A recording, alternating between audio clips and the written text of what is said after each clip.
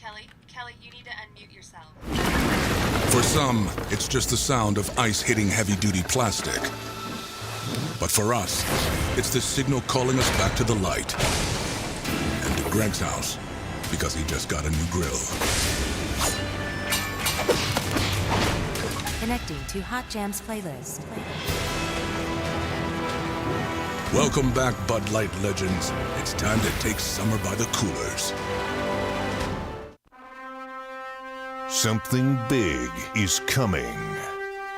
Something so big, it'll change the world of chicken sandwiches.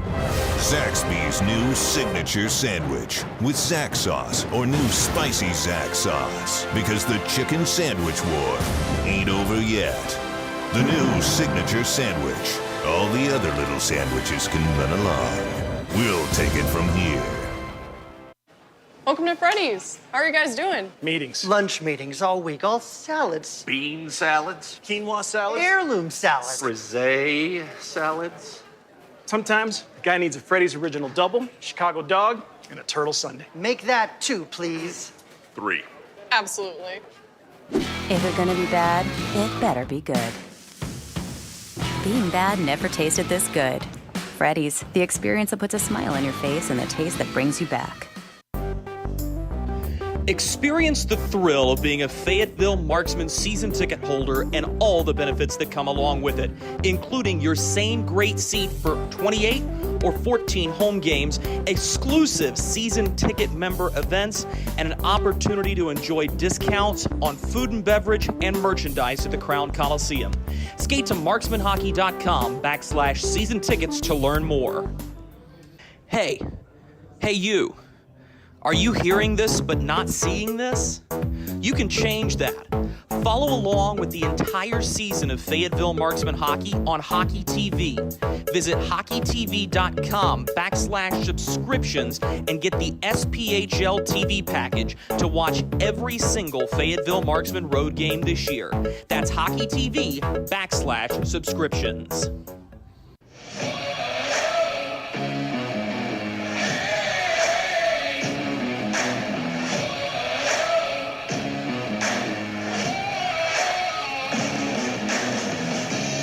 A happy Saturday evening to you from the All-American city of Fayetteville, North Carolina. This is Fayetteville Marksmen pregame on the Marksmen Radio Network and Hockey TV. I'm Drew Blevins. I'll be alongside with you for this one. Tense moments last night as the Quad City Storm make the 953-mile drive from Moline, Illinois, all the way to Fayetteville, North Carolina, and they skate off with a much-needed 3-1 win. That gives them a little bit of breathing room in that fourth and final home ice position spot in the SPHL playoffs.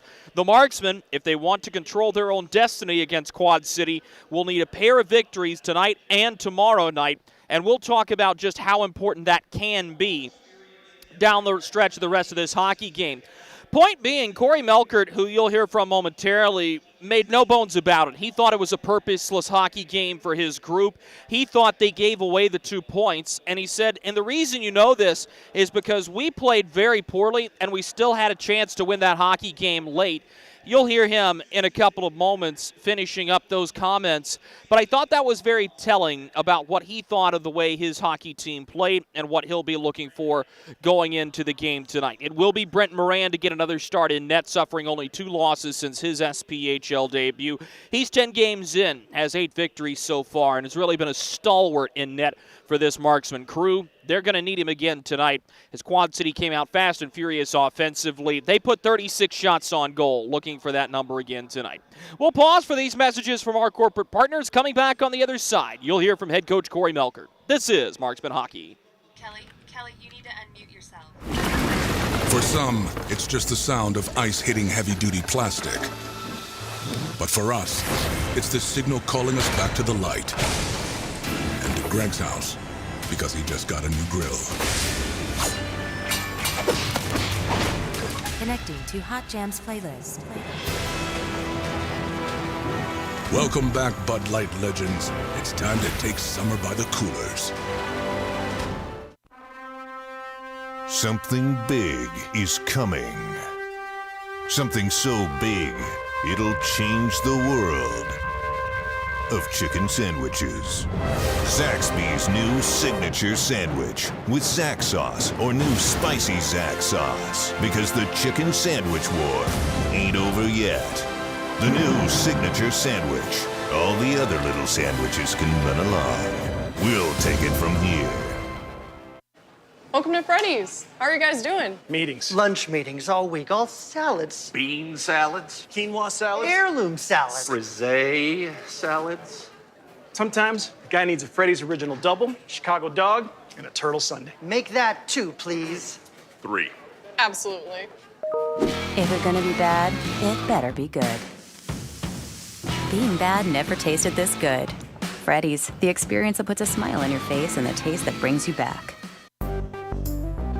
Experience the thrill of being a Fayetteville Marksmen season ticket holder and all the benefits that come along with it, including your same great seat for 28 or 14 home games, exclusive season ticket member events, and an opportunity to enjoy discounts on food and beverage and merchandise at the Crown Coliseum. Skate to marksmanhockey.com/season tickets to learn more. Hey you. Are you hearing this but not seeing this? You can change that. Follow along with the entire season of Fayetteville Marksmen hockey on Hockey TV. Visit hockeytv.com/subscriptions and get the SPHL TV package to watch every single Fayetteville Marksmen road game this year. That's hockeytv.com/subscriptions. We welcome you back to Marksman Pregame. Drew Blevins alongside the head coach of the Fayetteville Marksmen, Corey Melkert. Coach, you got your first look at a Quad City Storm team that came out, had good jump, good physicality, and good speed. They get the 3-1 win last night. What did you think was the biggest difference? To be honest, I don't think they really did anything special. I think it was, we let them play their game and we handed them 2 points. To be honest, I'd like to give them credit, but I don't really think they deserve credit. I think we deserve all the blame in that game last night. Was there any positive that you'll be able to take out and look to be able to build on in tonight's contest? No. When you look at the way that game goes, you get the opening goal, Zach Reamer's shot from the point, but you used the phrase meaningless hockey before, back a couple of weeks ago against Macon. Did you ever feel like your team got stuck in that meaningless hockey phase again last night? Yes, for 60 minutes. When you go back and when you're watching game film and you have something like that, how does the message change in the locker room going from knowing the skill, and you were talking about when your team plays well, you believe you're one of the best, if not the best team in the league. How is that motivational standard being raised going into tonight's contest? Yeah, they're just going to waste a really good opportunity to do something special. If they go out and play purposeless hockey like they did last night, it's going to be opportunities wasted. It's opportunities not only, to get home ice advantage for the playoffs that, I don't really see as a big issue, but it's more so the playoffs. If the puck drops and that's the type of game we're going to play and, have no emotion, no intensity and, drop the puck and hope things happen, it's going to be pretty quick. We'll be done in 2 games. So it's really up to them. We talk about it all the time. We have the ability to do something really special. And what's frustrating to me is like I said last night, we still, even though we played the game we did and, it was bad, we still had the opportunity to win the game, which is the most frustrating part. If we capitalize on that power play early in the third period last night, it's a tie game and, things could be different. But at the end of the day, we didn't deserve to win. So, we got what we deserved. And, that's the big message for me is, we can't waste what we have in the locker room. When you have a game like that, as you said, purposeless for 60 minutes, is there any added extra importance to the first 5 or 10 minutes to come out and make sure that individuals are inserting themselves in the game with a hit, creating a scoring chance? Or is this just about getting back to normal and getting back to basics for all 60 minutes? I don't really know. I think, a big thing that's weighing on me is kind of our leadership. Again, last night, everyone's just kind of floating around trying to be best friends with the other team. And, obviously I have a different mentality and I'm a little bit more old school. There's a couple guys in that locker room that are competitors, and it just so happens that they're our best players. When Shane, when Bednard and Tommy are playing well. They're competing. They compete every shift. They're hard to play against. They're in the other team's face. When Brian Moore is on the ice, he competes. When Taylor Best is on the ice, he competes. They don't care about being nice to the opposing team. And it just turns out that those four guys are our best players. And it's no secret. You know, when you're a competitor, you're a good hockey player. And we have some guys in that locker room that are more concerned about yucking it up with the other team between whistles than playing the game. And it's flat out embarrassing. You know, and that was one of the messages this morning. I'm done with it. So if it continues, there's going to have to be changes. Coach, excuse me. Holy. Thanks so much for your time, Coach. Best of luck tonight versus Quad City. Thanks, Drew. He's the head coach of the Fayetteville Marksmen, Corey Melkert. We'll be right back with more right after this. Something big is coming. Something so big, it'll change the world of chicken sandwiches.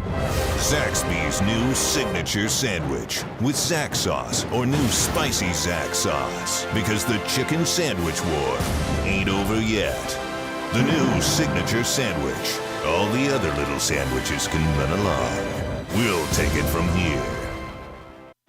Welcome to Freddy's. How are you guys doing? Meetings. Lunch meetings all week, all salads. Bean salads. Quinoa salads. Heirloom salads. Frisee salads. Sometimes a guy needs a Freddy's Original Double, Chicago Dog, and a Turtle Sundae. Make that 2, please. 3. Absolutely. If you're gonna be bad, it better be good. Being bad never tasted this good. Freddy's, the experience that puts a smile on your face and the taste that brings you back. Experience the thrill of being a Fayetteville Marksmen season ticket holder and all the benefits that come along with it, including your same great seat for 28 or 14 home games, exclusive season ticket member events, and an opportunity to enjoy discounts on food and beverage and merchandise at the Crown Coliseum. Skate to marksmanhockey.com/season tickets to learn more. We welcome you back inside the broadcast booth of the Crown Coliseum. Drew Blevins with you, about 7 minutes away from puck drop between the Quad City Storm and the Fayetteville Marksmen. Let's have a look at how these two teams will line up this evening. One change for the Marksmen. Sam Storman will be back in the lineup tonight. He'll be partnered alongside of Harrison Harper. Mark Wilson is out of the lineup this evening for Fayetteville. Meanwhile, for Quad City, the exact same. It was Kevin Resop who was out of the bench first for warm-ups.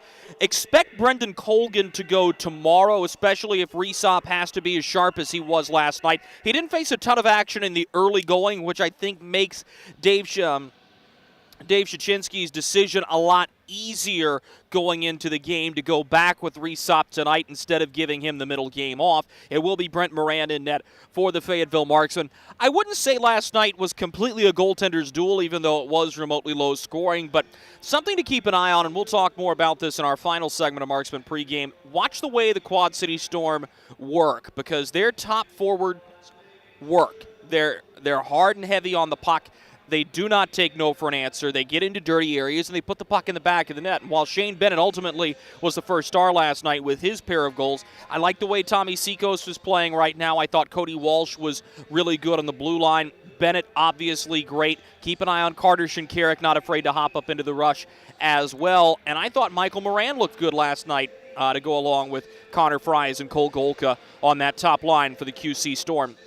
For Fayetteville, you've got to find a way to get offense, and you've got to find a way to get it in bunches. I thought Resop was sharp last night, but ultimately you didn't test him. You don't know where the weak point is outside of a really good shot from Zach Reimers. I didn't think Reimers' line mates were really good last night. I thought that Taylor McCloy and Tanner Fraze were a little bit soft to the puck. I didn't think they had a good night skating. I didn't think many Marksmen did. The most noticeable forward for the Marksmen was Tommy Biesinger last night, and Fayetteville has to find a way to get better with that forward group. They're also going to need to be a little bit more responsibly defensively, and that'll be something to keep an eye on tonight, not turning over pucks and finding ways to get the breakout going.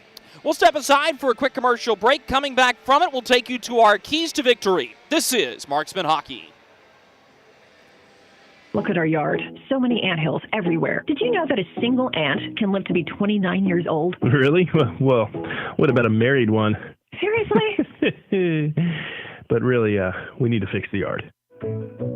St. Peter Pest Control handles all your mosquitoes, ants, spiders, cockroaches, and even rodents. St. Peter Pest Control provides full home pest protection and consistent treatment of ants and mosquitoes in your yard, too. At St. Peter Pest Control, we send all your bugs to see St. Peter.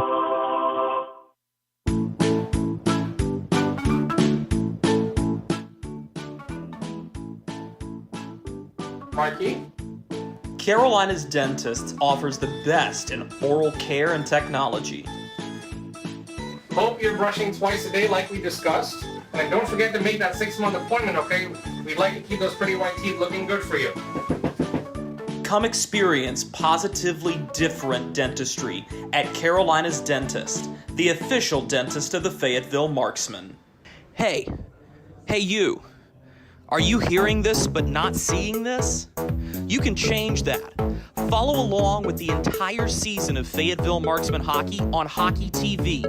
Visit hockeytv.com/subscriptions and get the SPHL TV package to watch every single Fayetteville Marksmen road game this year.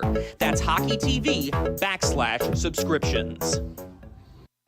Welcome to Freddy's. How are you guys doing? Meetings. Lunch meetings all week, all salads. Bean salads. Quinoa salads. Heirloom salads. Frisee salads. Sometimes a guy needs a Freddy's Original Double, Chicago Dog, and a Turtle Sundae. Make that 2, please. 3. Absolutely. If we're gonna be bad, it better be good. Being bad never tasted this good. Freddy's, the experience that puts a smile on your face and the taste that brings you back. Experience the thrill of being a Fayetteville Marksmen season ticket holder and all the benefits that come along with it, including your same great seat for 28 or 14 home games, exclusive season ticket member events, and an opportunity to enjoy discounts on food and beverage and merchandise at the Crown Coliseum. Skate to marksmanhockey.com/season tickets to learn more. For the final time before puck drop, we welcome you back to the Crown Coliseum for Marksman pregame on the Marksman Radio Network and Hockey TV. Drew Blevins alongside you. Let's go ahead and turn our attention to tonight's keys to victory. We'll start things off with the visiting Quad City Storm. Lazy answer to this one is to keep on keeping on for Quad City, and I thought they got really good at the end of the first period, at the end of the second period, but it didn't carry over into the third. And I actually think that's the better problem to have when you're a team traveling long distances. If you're having struggles in the third, but you've got the lead early. Of course, you don't want to choke a lead away, and Quad City almost did with an early third period power play given to the Marksmen. But I think that's where we start tonight's discussion for Quad City. It's a 60-minute battle tonight, and I think you're going to see Fayetteville come out with a newfound attitude, a little bit of grit, toughness, and determination. I don't know if we're going to see anybody shed the mitts tonight. With Brian Moore still on the injured reserve list, I just don't know if there are many marksmen who are going to take up that gauntlet. I can tell you that I do expect Don Oliveri to find a renewed sense of his body-checking ability. Wouldn't surprise me if you see Harrison Harper, who has recently found his physicality, if he's going to get into it as well. But if you're Quad City, you have to be ready to finish the hockey game and mind your P's and Q's going down the stretch. The other thing for Quad City tonight, and I think this is one thing to keep a close eye on, is don't be afraid to move the puck into the slot and keep hammering there.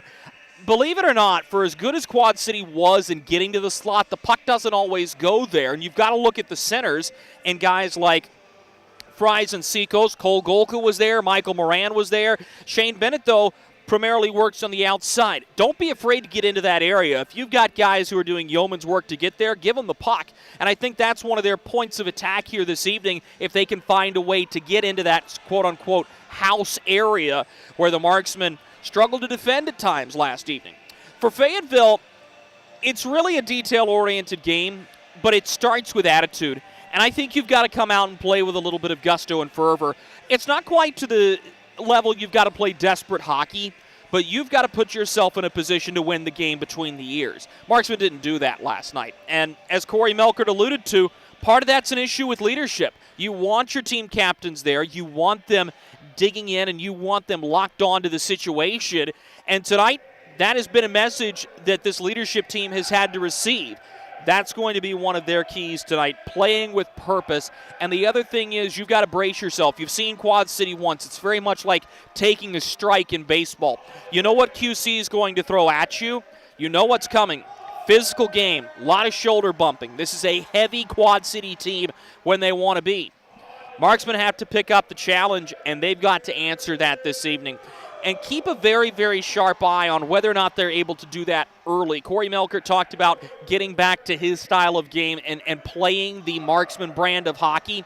That's all well and good. I've always found that in the first 5 or 10 minutes, you'll know a lot about the way a hockey game is going to go by how a team is able to come out. If the Marksmen are locked in and ready to go, doesn't necessarily have to be a goal, just has to be a play, just has to be a chance, then Fayetteville can put themselves into this contest early and try to carry it through the final 60 minutes. One quick look at the standings before we head off for a commercial break. Knoxville remains in the lead, Huntsville right behind them. Peoria with an uncharacteristic loss last night in third. Quad City ahead of Fayetteville in fourth by 3 points. The Marksmen locked in fifth. And then there's kind of a schism between the remaining teams. Pensacola and Roanoke in 6 and 7. Roanoke now tied with Evansville for that 7th spot. Evansville does not have the tiebreaker. They're in 8th. Birmingham 13 points out of a playoff spot. Macon and Vermilion County on the verge of elimination. Folks, this is going to be a fun one. Puck drop between Quad City and Fayetteville is next. Kelly, you need to unmute yourself. For some, it's just the sound of ice hitting heavy-duty plastic. But for us, it's the signal calling us back to the light. And to Greg's house, because he just got a new grill. Connecting to Hot Jams playlist. Welcome back, Bud Light legends. It's time to take summer by the coolers. Something big is coming. Something so big, it'll change the world of chicken sandwiches. Zaxby's new signature sandwich with Zax sauce or new spicy Zax sauce. Because the chicken sandwich war ain't over yet. The new signature sandwich. All the other little sandwiches can run along. We'll take it from here. Hey you, are you hearing this but not seeing this? You can change that. Follow along with the entire season of Fayetteville Marksmen hockey on Hockey TV. Visit hockeytv.com/subscriptions and get the SPHL TV package to watch every single Fayetteville Marksmen road game this year. That's hockeytv.com/subscriptions. Welcome to Freddy's. How are you guys doing? Meetings. Lunch meetings all week, all salads. Bean salads. Quinoa salads. Heirloom salads. Frisee salads. Sometimes a guy needs a Freddy's Original Double, Chicago Dog, and a Turtle Sundae. Make that 2, please. 3. Absolutely. If we're gonna be bad, it better be good. Being bad never tasted this good. Freddy's, the experience that puts a smile on your face and the taste that brings you back. Experience the thrill of being a Fayetteville Marksman season ticket holder and all the benefits that come along with it, including your same great seat for 28 or 14 home games, exclusive season ticket member events, and an opportunity to enjoy discounts on food and beverage and merchandise at the Crown Coliseum. Skate to marksmanhockey.com/season tickets to learn more.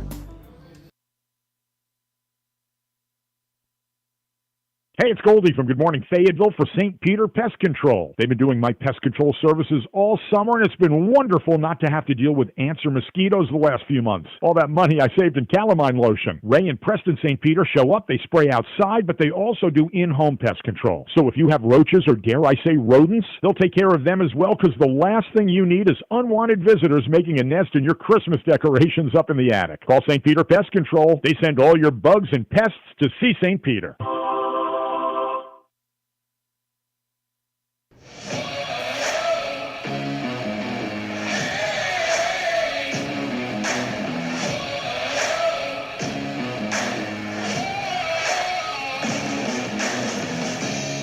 Good evening, ladies and gentlemen. We welcome you inside the Crown Coliseum in Fayetteville, North Carolina. as tonight the Fayetteville Marksmen look for a little bit of revenge against the Quad City Storm in a weekend that could very well determine who will have fourth place in the SPHL standings. Hi, everybody. I'm Drew Blevins. I'll be alongside with you for this one tonight. While Fayetteville scored first in last night's contest, from that point on, it was all Quad City as Shane Bennett scores a pair and Kyle Heitzner adds an insurance marker to skate off to a massive 3-1 victory. We talked about the Marksmen win streak, 9 straight games, 10 out of their last 11. Well, that's completely washed out now, and time to begin a new one for this Fayetteville group on Superhero Night.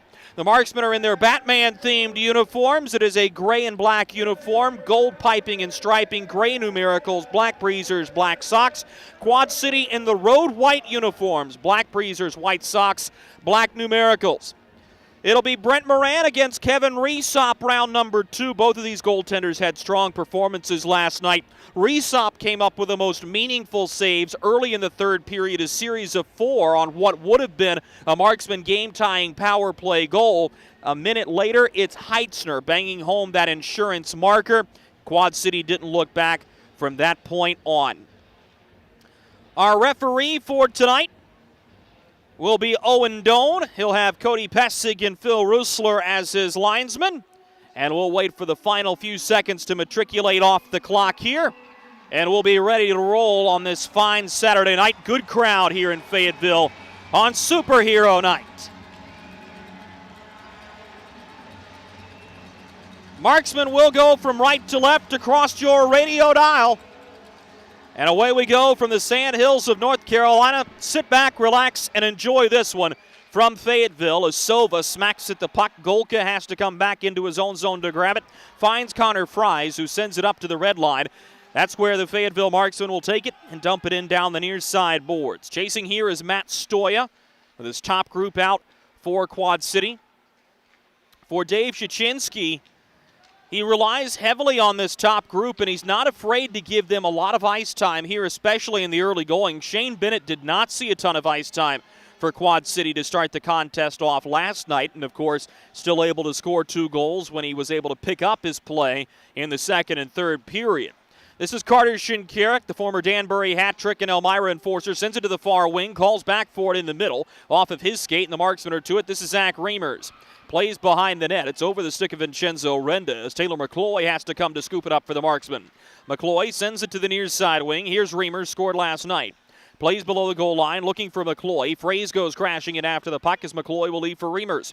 Up the near side boards, it's a smacked right back for Zach Reimers, who will find Taylor McCloy, the Marksman captain. McCloy rotates up to the blue line, near side. Gives off there, is driving in here, looking for Elena Oliveri. Shovels a backhander wide of the net as McCloy goes crashing to the ice in the goal crease. Centering pass, Reesop ready for it on a good bid from Fraze in front. Now a long drive from Reimers, sticked out by Reesop, who's under siege early. In the near side corner, Fayetteville will take it there. Centering pass bounces over the stick of Renda. Line will be held on the far side boards by Bednard, who will dump it in. Line change coming for the Marksmen. 18:20 to go in the first period. Still scoreless in this very young hockey game between Quad City and Fayetteville. Tristan Terrio looked at Tommy Seacos for a moment. This pass is intercepted. Marksmen have it behind the net. Stick lifted by Shinkarek as 2 Marksmen are below the goal line fighting for it. Now Shane Bennett on the far side corner boards will get help from Seacos, who shucked off the puck. Shinkarek's there, knocks it back for Bennett up the far side dasher. Bennett sends it up towards center. A bouncing puck will make it into neutral ice as this will be flung into the zone. As getting off on a change is Taylor Price, the Quad City captain. Marksman will go to retrieve, sending it up the far side boards. Intercepted by Nick Mangold on his return trip from an ECHL call-up. Had a big goal for Quad City in last weekend's set of contests. Mangold has the puck go over his stick here. Bednard to it for the Marksman. Cuts into the center lane and will fire a pass to the near wing. Dumped in by Nolan Sheeran. Bednard going to chase, has to reverse course as Tommy Biesinger will play it off the end wall. There to retrieve, Quad City unable to get it out on the first try on the near side half walls. The Lions held one go-round by Harrison Harper. Back out to center it goes. He'll play it to Sam Storman, queuing back into the lineup tonight for Mark Wilson. Hard shot high off of the shoulder of Reesop as Alex Scarr will get to it. Headman's toward Mangold. This puck takes an awkward bounce off the boards, just kind of died. It would have been an icing call otherwise. At center, Quad City will reset at their own blue line. Estoya will find Joe Sova. To the near side wing, Connor Fries driving in. Fries, noticeably quiet last night considering some of the domineering performances he's had. Gives to Estoya at the point. Long wrist shot caught and held on to by Brent Moran. Gives us an opportunity to talk about tonight's goaltenders. Brent Moran, 8 SPHL wins in 10 starts. Arguably the MVP of this hot streak for the Fayetteville Marksmen. Former fourth-round pick of the Dallas Stars back in 2014. And on the other end, it's Kevin Reesop, who stopped 29 of 30 in last night's win. He's a product of the QMJHL with the Halifax Mooseheads. Also played in U Sports in Canada with Dalhousie. The near side boards, Marksman will send it up to the red line. This is off the stick of Glover. Out to center where Reynaud will touch for Drake Glover. 2-on-2 as the Marksmen cross the attacking blue line. Pass to the far side boards. Rolls off the stick of Fries, back to center, but the Marksmen have it once again. Dumped in off the stick of Reynaud. Sova will take this one. Drop it back, and a headman look for Seacos as he goes bearing his head down the near side boards. We'll talk about Tommy Seacos at the next whistle, provided that it's not immediate timeout. This is Seacos on the near side boards. So he tries to move it up to the point and does with some help. Terrio looked at Bennett for a moment. This pass goes beyond him and is behind the Fayetteville net. Shinkarik in the far side corner, looking to dig the puck free and does. Finds Taylor Price in the goaltender's trapezoid. He's pressured from behind. Price on his backhand side, centers the puck. It bounces off of Reimers. Puck is on edge. Taken ahead by the Marksman. This is McCloy, but we've got a penalty called by the back official, Owen Doan. And the Marksmen are going to go a man down. This is Reimers for high sticking. So the Marksmen will go down a man. Fun story about Tommy Seacos. Last year, I was with the Carolina Thunderbirds in the Federal Prospects Hockey League, and Seacos, playing for a team that didn't play due to COVID restrictions, was also in Carolina.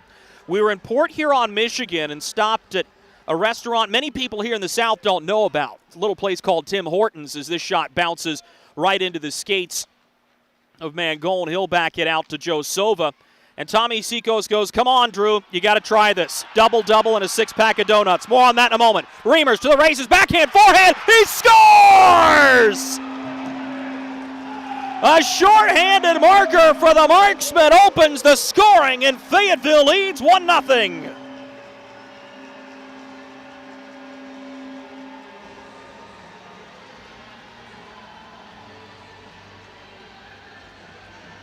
Doesn't get a lot better than that. What a finish.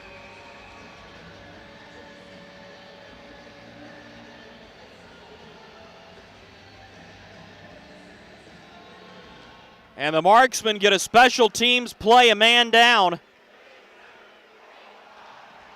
Quad City will look to even things up as the Marksman penalty kill will surround Cole Golka. Backhanded into the near side corner. Shinkarik looking at the puck, sweeps to the center. Here's a long drive from Stoya that misses wide. Vincenzo Renda hauled down by Moran. It's 2-by-2. They battle in the near side corner. Shinkarik hangs on to it for a moment, slides across Stoya, fans on the one-timer. Stoya sends it behind of Brent Moran. Tanner Fraze will have the goal for Fayetteville. This puck is up into the netting and out of play. For Tanner Fraze, it'll be his 11th of the season and his 19th point. A beautiful finish. Marksmen have the lead, 1-0 on a shorthanded goal. We'll continue the action right after this. You need to unmute yourself. For some, it's just the sound of ice hitting heavy-duty plastic. But for us, it's the signal calling us back to the light. And to Greg's house, because he just got a new grill. Connecting to Hot Jams playlist. Welcome back, Bud Light legends. It's time to take summer by the coolers.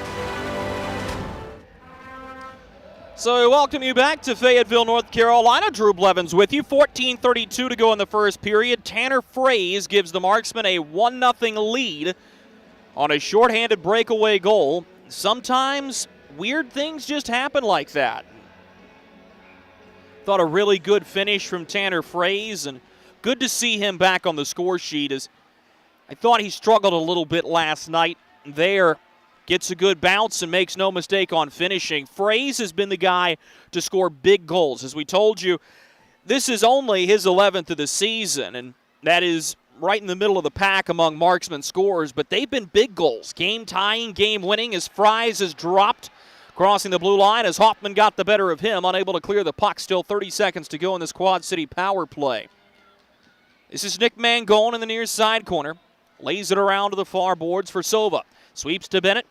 Tops of the face-off circle, pass across from Mangold. His one-timer blocked. As the marksmen look to fling this out, they do. Sova stabbed it for a moment, but it bounced beyond the blue line. So Joe Sova will have to retreat all the way back into his own end. Just 9 seconds to go as Reimers is standing in the box. Skated ahead by Shinkarik as he'll push it up for Heitzner, who scored last night. Good drive, blockered away by Moran. And now way out of the box is Reimers. They look for him, and the marksmen are offside. Reimers thought he was clear ahead, and he's a step in front of the blue line. So a good chance for Fayetteville to go up a pair, squelched by the offside call.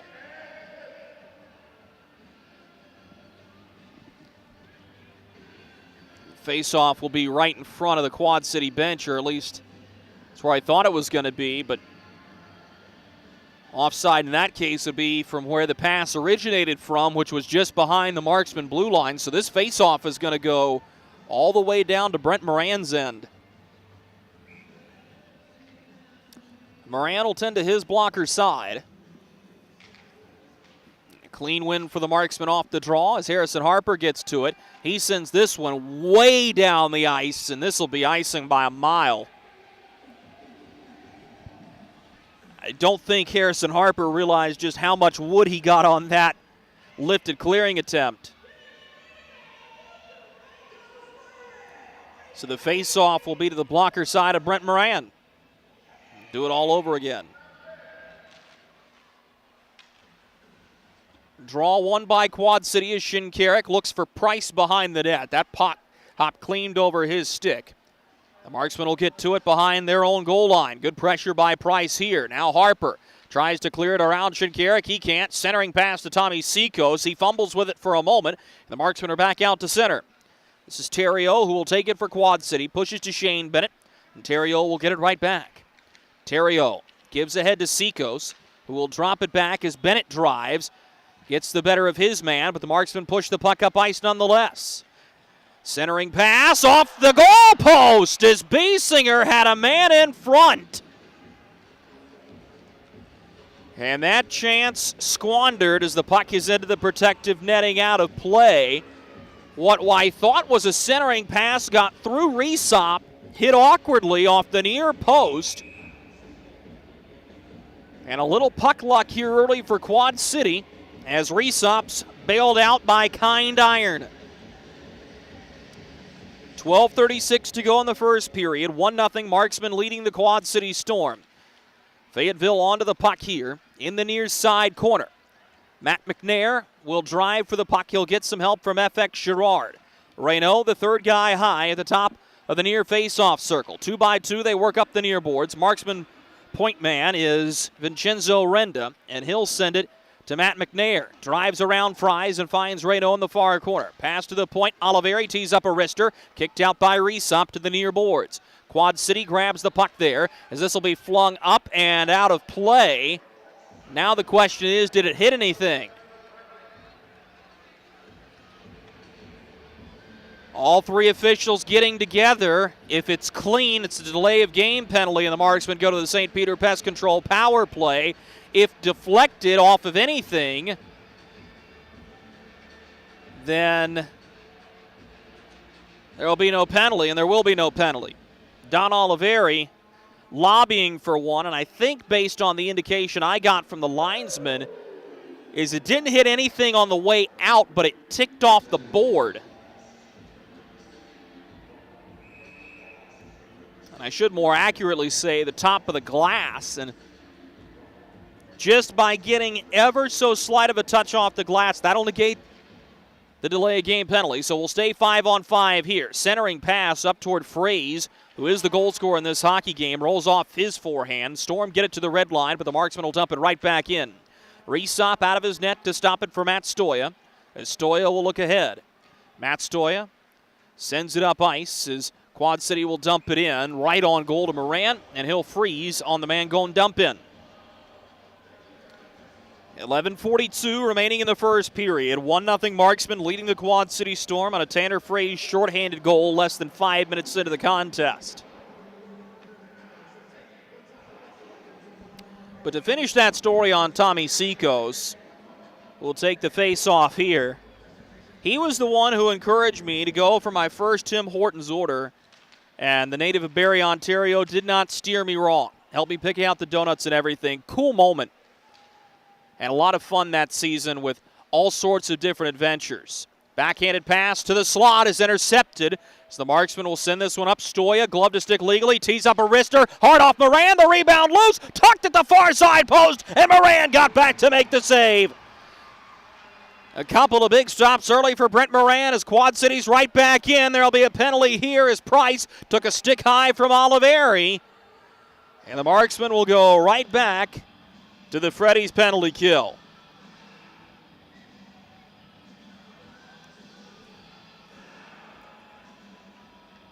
And that would happen right in front of Owen Doan. Question is now, is it a high sticking of 2 or 4 minutes? It is just a minor. 11:09 to go in this first period. Fayetteville down a man again here early. Face-off won by the Storm as they'll set up a vaunted power play unit. Scored on the man advantage last night, went 1 for 2 on the power play. Shinkarik on the near point will backhand to Michael Moran. Moran steps into the middle, one-timer by Golka, steered wide. Price on the rebound, still working on the near goal post. Marksman jockey for position as Shinkarik will hold the line once. Shinkarik will hold the line twice. Finds Cole Golka at the near face-off circle. Golka rotates around Moran, sends to the far side point where Stoya has it. Matt Stoya ducks below the face-off circles and backhands to Michael Moran. He steers a pass wildly to the far blue line. That's where Golka takes over. Cole Golka steps into a wrist shot, big rebound in front. Moran tracking, pounces on the puck and covers. Good sequence there from this Quad City power play, getting back to basics. So they'll be able to rotate in their new unit. Face-off will be to the blocker side of Moran. Stood tall here early.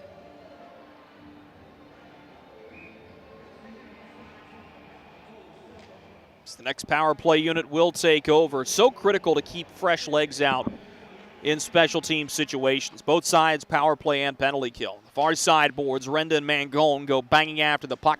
Biesinger's also there trying to dig it free. Now Zach Hoffman up near the blue line side of the pile. Knocked it to the near corner. Bednard picks it up, and he'll wrist it the length of the rink. Good finding of that lane by Bednard, too. Still a lot of traffic there. 50 seconds remaining in the Oliveri minor. Shane Bennett will charge ahead. Bennett gets beyond the blue line. Bennett pushed into the far side boards, but dumps it in for Mangold. Plays it below the goal line, where it'll be swept around the boards by Marcus Ortiz to the far side wing. Bennett gives to Connor Fries, top of the near circle. He tees up a slap shot, met stick to stick by one of the Marksmen defensemen. That actually may have been McCloy, and that puck is well out of play. 9:39 to go in the first period. Fayetteville leading Quad City 1-0. Something big is coming. Something so big, it'll change the world of chicken sandwiches. Zaxby's new signature sandwich with Zax sauce or new spicy Zax sauce. Because the chicken sandwich war ain't over yet. The new signature sandwich. All the other little sandwiches can run along. We'll take it from here. Hey.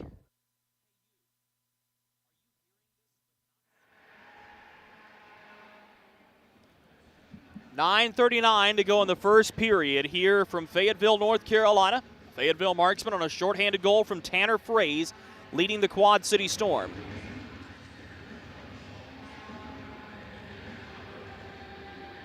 Face-off will be the glove side of Brent Moran as both teams saunter back to the circle. 30 seconds remaining in the Don Oliveri minor penalty for high sticking against Taylor Price. Top power play unit coming back on here for Quad City.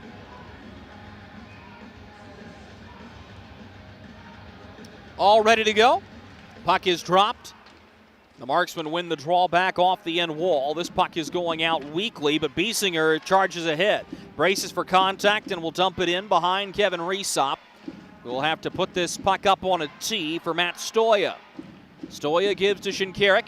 Sends ahead to Cole Golka, who will drive down the near boards. Golka looking for a lane, stops in the near side corner. Oliveri standing in the penalty box, 5 seconds to go on his minor. Shinkarik gives across to Stoya, his bid, kicked out by Moran. Rebound to the far boards is sent ahead as Oliveri was calling for the puck, nearly sprung a breakaway out of the box. Instead, it's handed to Carter Shinkarik. He's got it down the near wing. Shinkarik wraps and tried to center off the backside of Moran. A good play made by Zach Hoffman charging back. Now Oliveri gives a shove to the back of Michael Moran, kicks it up to the point, and now pushed across for Cody Walsh. A shot from the point for Moran, tipped on the way through, over top the crossbar. Centering pass, Quad City flings it toward the net, and Moran makes the save and covers. Now some extracurriculars as Michael Moran has words for Don Oliveri. Things got testy last night, too. And it would not surprise me to see a little bit more vim and vigor to this one, especially with a big crowd here in Fayetteville.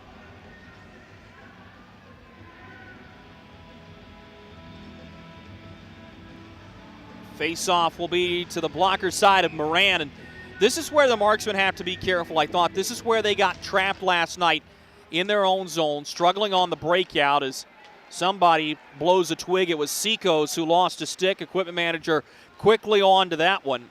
So the Marksmen have it at the red line. Turned over. Here's Seacos with a newly minute stick. Seacos driving in, flings one toward the net. It goes off of Harrison Harper. As Owen Doan looked to collect the loose stick for a moment. Unable to get over as Quad City will keep the zone on the far side boards. Played behind the net for Harrison Harper. Steers it to the near wing. Goes over the stick of Tanner Fraze. Rolled back toward the net. Moran on the save. Rebound. Got that one too. Behind the net, Harper will knock it free for Sam Storman, who flings it up ice to the near side wing. Puck is back out to center, but Alex Scarr has it. Headman look for Taylor Price, who will drive to the near corner of his attacking zone. 7:45 to go first period. Sova pinches, will drop for Shane Bennett, who's got space. To Sova on the far side wing. Sova's shot deflected on the way through, and that one's out of play.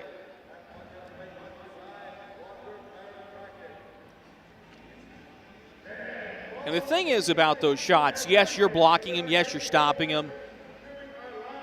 But once again, an own zone draw for the Marksmen. And I think this is where Corey Melkert and Jason Binkley especially want to clean this up. There's something to be said for being able to methodically get the puck out of your own zone. And Quad City has held some good possessions here, but certainly you do not want to give a chance to somebody like a Shane Bennett to tie this game late in the first. Renda will backhand to the far wing, intended for McNair. Marksmen have to just settle for a dump in. One-man pressure from Glover. Quad City will send it to the near boards off of Price. Renda holds the line at the near side. Gives to the near corner. Holding on to it, here's FX Girard. Sends it to McNair, who will give to Renda. A one-touch pass for Oliveri, who pulls the trigger. Resop is there and collects the rebound against his chest, holding on to cover with 7:08 to go in the first period. And that little play right there is the escape you need, and it comes from your third line. Corey Melkert talked about it last weekend in Knoxville, how that line of Girard, Glover, and McNair has rarely broken up, and if they have, they've always found themselves back together rather rapidly. Special connection between those players, and it's been effective. Just last Friday in Macon, it was that line that led the scoring. In fact, it was the bottom 4 forwards in the Marksman lineup who had the first 6 points in the hockey game. Near side wing, this is Hoffman, who will give across for his defense partner, Jarrett Cupp. Looked up ice. Pass was deflected, so no icing as Tristan Theriault gets to it. Gives to Carter Shinkarik in the far side corner. He'll find Michael Moran, who will flip it up ice, looking for some help. He's going to get it here. A break for Golka, one-on-one. He's back, fires a wrist shot. Moran catches and holds. Good back checking there by the Marksman, not to give up the breakaway to the speedy Cole Golka, who's been good in his career, and that's sort of his trademark. Former Birmingham Bull, Cole Golka.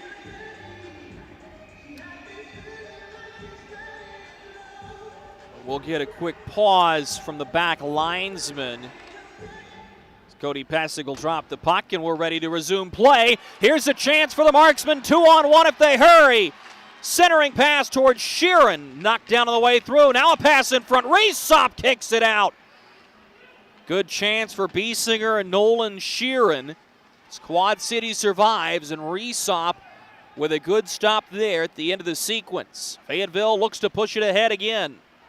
Skated up by Hoffman, who will give it to Nolan Sheeran, who will dump it in. All the way around the far sideboards. This is going to be picked up initially by Walsh. Has to give it up on the far sideboards. Driving is Heitzner, knocked from the puck, but a drive from Walsh misses wide of the near post. Biesinger braces for contact, loses to Heitzner, who gave it up to the point looking for Mangold and hops over 2 Quad City sticks, and the Storm will have to reset in their own zone. 5:50 to go in the first period. This is Mangold. Tries to push it up ice, instead is forced to carry it in himself. Mangold drops to the near sideboards. This pass is intercepted. Here comes Fayetteville. Driving and dumping the puck in is Fraze. Took an awkward hop off the boards as he'll play it behind the net for Taylor McCloy. Reimers coming to help out, and he scoops up the puck. On his backhand, far side boards. Reimers will turn to the slot. McCloy's got it. Near face-off circle, drops for Reimers, pulls the trigger. Blockered away by Reesop. The rebound given to Tanner Fraze. Centers off of a couple of skates, and Reimers picks up the puck again. Gave it up to the point as he was looking for Harper. Now a bid by Mangold as he's around his man. Mangold unable to get around Harper, as Harper may have come high incidentally, and crashing to the ice is Mangold, and he's in pain.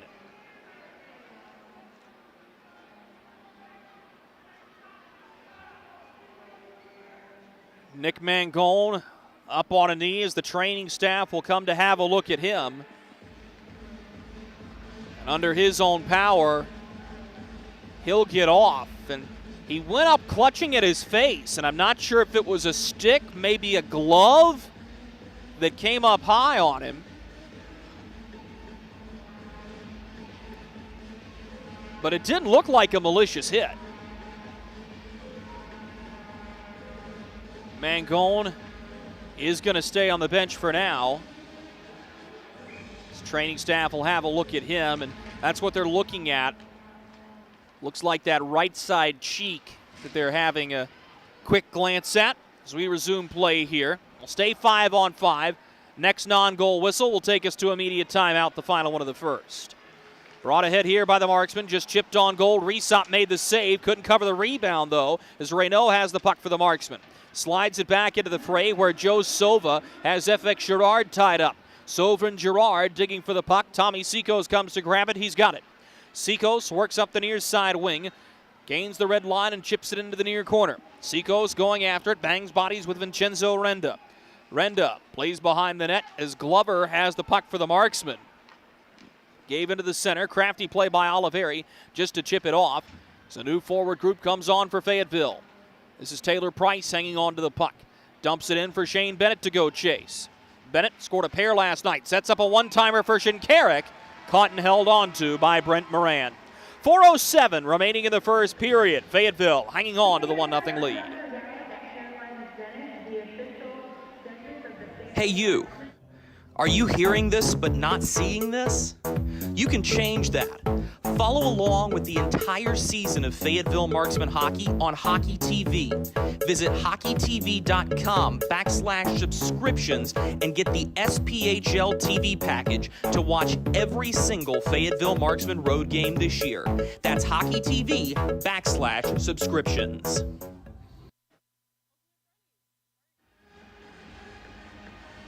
Good energy tonight here in Fayetteville. Meaningful game for both of these two teams. The Marksmen with a win will climb back within a point of fourth place, setting up a pivotal Sunday matinee that nobody's going to want to miss tomorrow. But a Quad City win tonight would give the Storm a lot of breathing room, and you never count wins. It's just not a good practice, and for those of us who get caught doing it, and everybody does, we got a real good lesson between Peoria and Vermilion County. The Bobcats scored an overtime win over the Rivermen, and now Peoria struggling to get right. But Quad City has games left against Vermilion County. Marksmen have games left against the Macon Mayhem. But you certainly don't want to put Quad City in a spot, if you're the Marksmen that is, where they're going to come away feeling good about their fourth place position.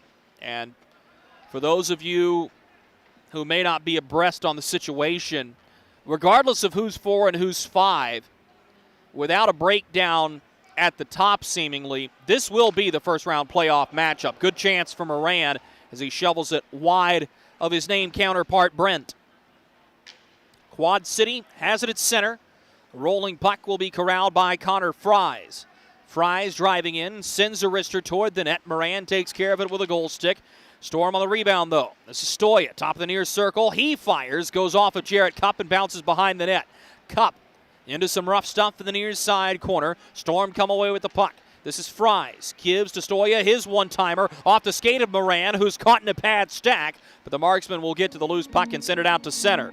Joe Silva engages with Tommy Biesinger on the far side, wins the puck battle, and puts it in space. Jockeying for position here is Michael Moran. He drives in, but is shouldered off the puck by Jarrett Cup on a real good heavy play there by the Marksman defenseman.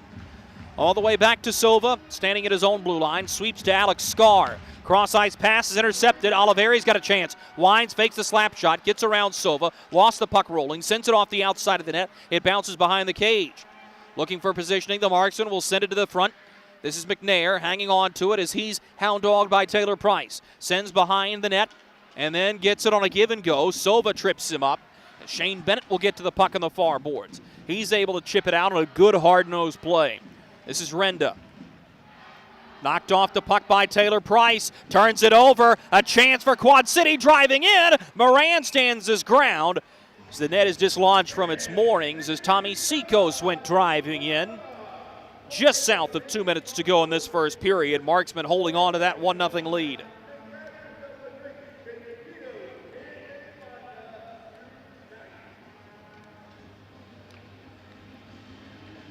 That doesn't look like a big save by Moran, but standing your ground, Seacos likes to skate downhill. Good chance there.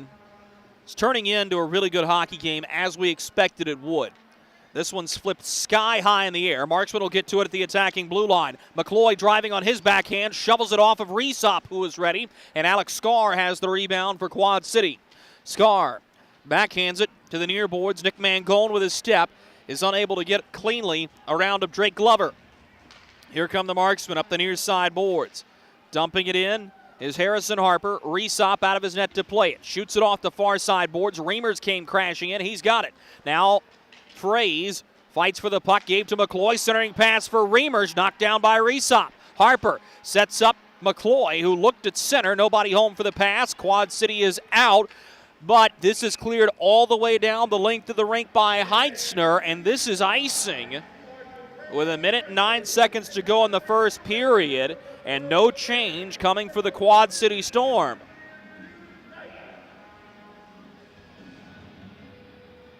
Corey Melkert's going to take the chance to get his top group out here. This will be Sheeran with Bednard and Biesinger.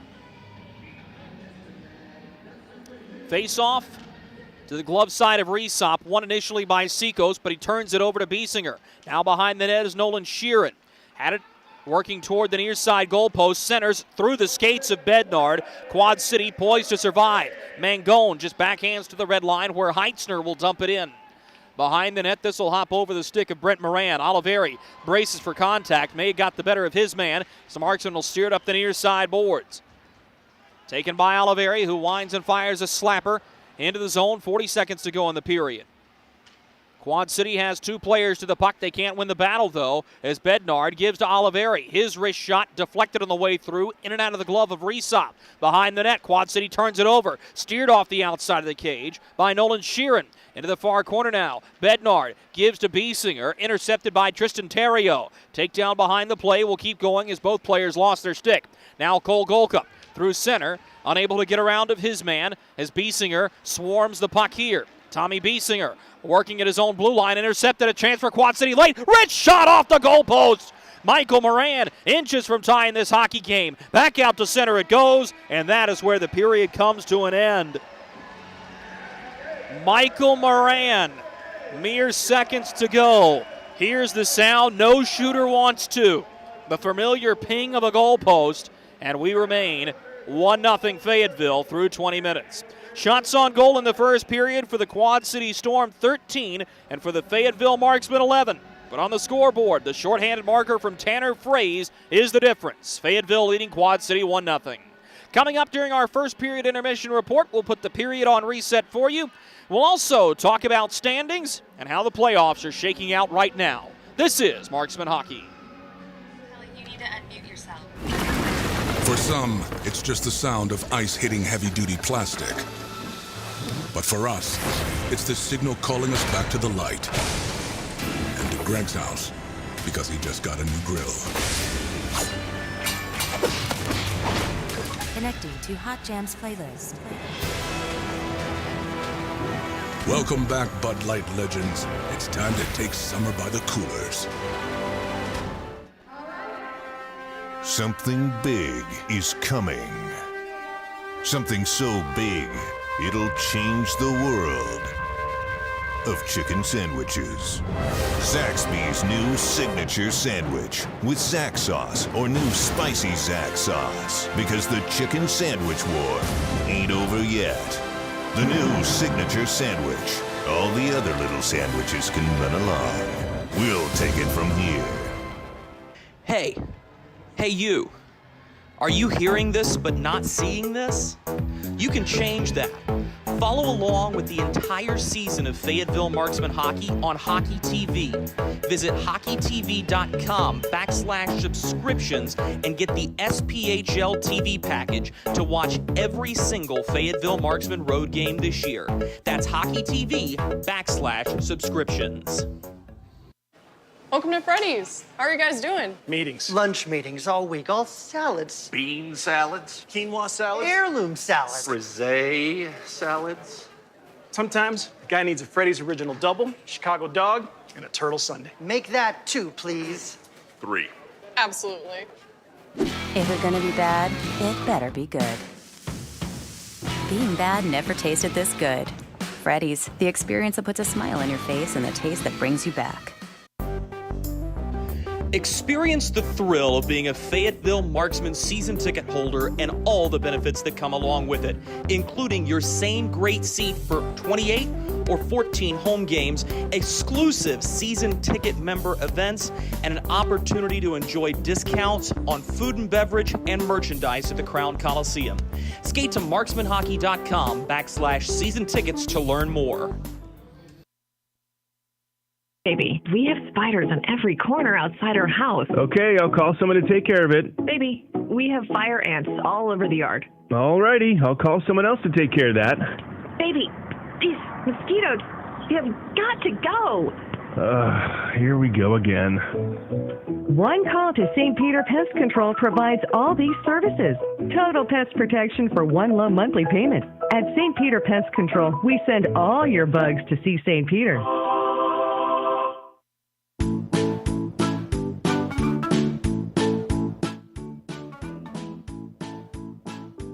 Marky?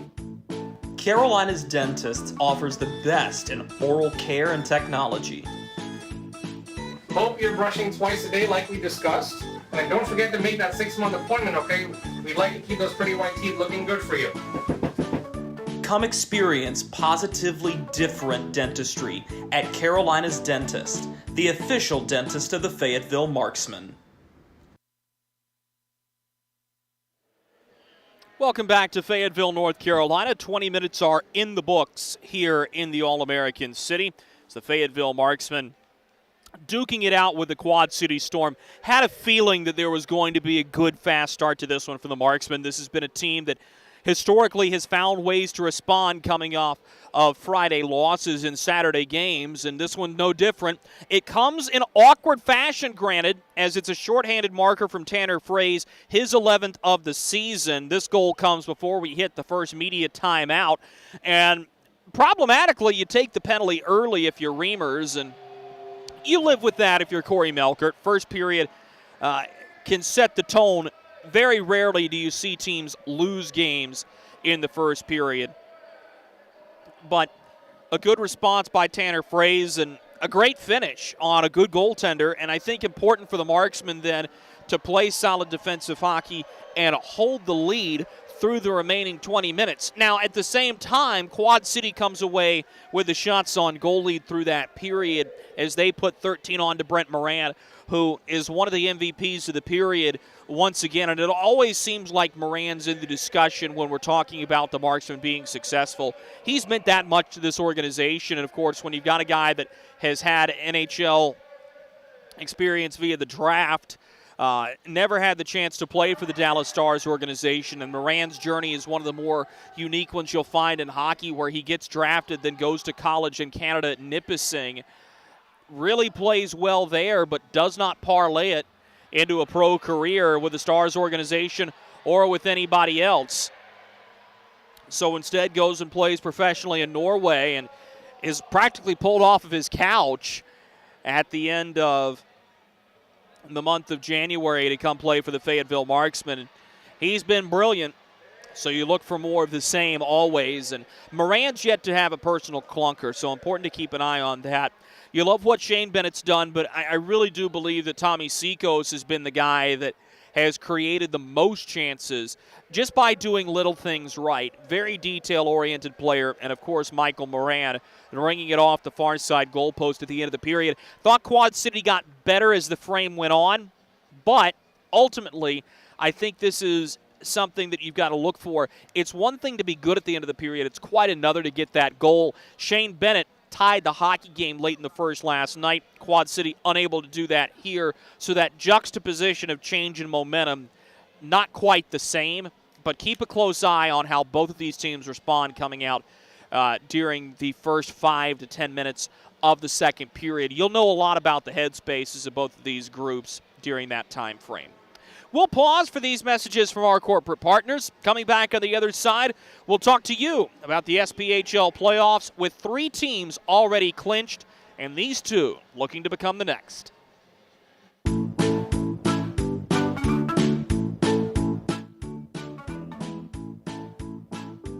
Mikey? Carolina's Dentist offers the best in oral care and technology. Hope you're brushing twice a day like we discussed. And don't forget to make that 6-month appointment, okay? We'd like to keep those pretty white teeth looking good for you. Come experience positively different dentistry at Carolina's Dentist, the official dentist of the Fayetteville Marksmen.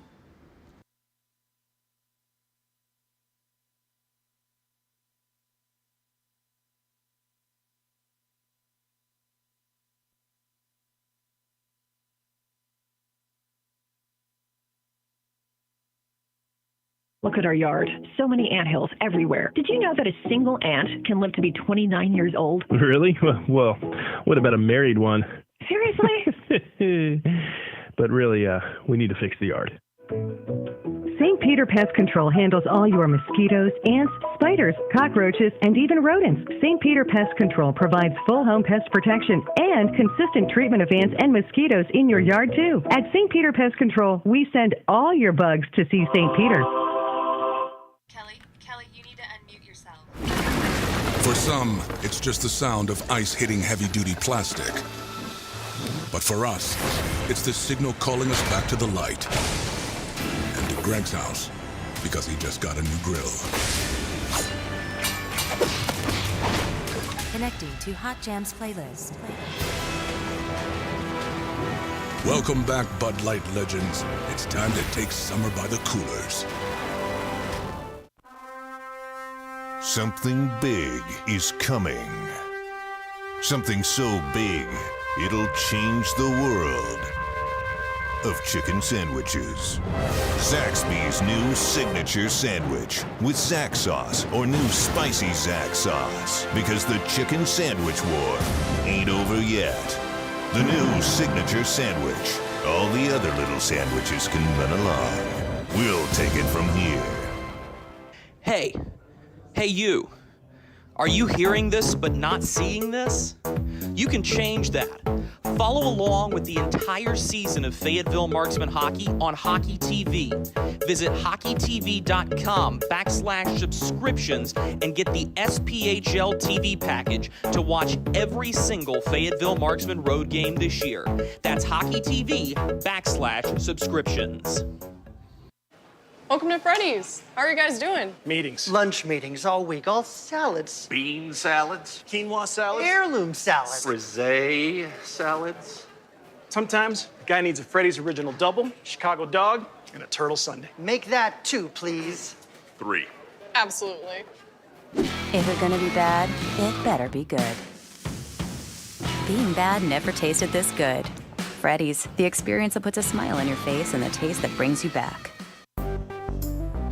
Experience the thrill of being a Fayetteville Marksmen season ticket holder and all the benefits that come along with it, including your same great seat for 28 or 14 home games, exclusive season ticket member events, and an opportunity to enjoy discounts on food and beverage and merchandise at the Crown Coliseum. Skate to marksmanhockey.com/season tickets to learn more. Welcome back to Fayetteville, North Carolina. Drew Blevins with you. The Fayetteville Marksmen leading the Quad City Storm 1-0 through 20 minutes of play. Tanner Fraze with his 11th goal of the season. Short-handed is the difference maker right now, and the parade you see going on the ice. So many different scouts walking down on Scout Night. And a lot of fun to have. Nearly 500 scouts in the building this evening.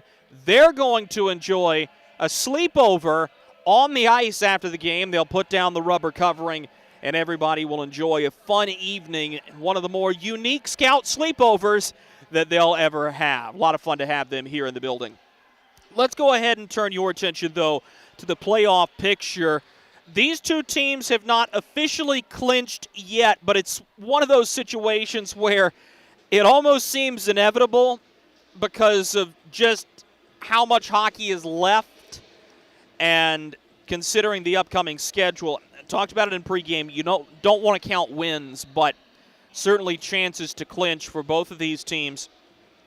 In Quad City, they can do so as quickly as tonight with a Birmingham loss coupled with a win here this evening. Quad City would be the fourth team to get into the playoffs. Knoxville, Huntsville, and Peoria are already in. They're the top 3 seeds in that order. Matchups would be as follows right now. Knoxville versus Evansville. Those two teams don't see each other a ton, so an interesting first-round matchup.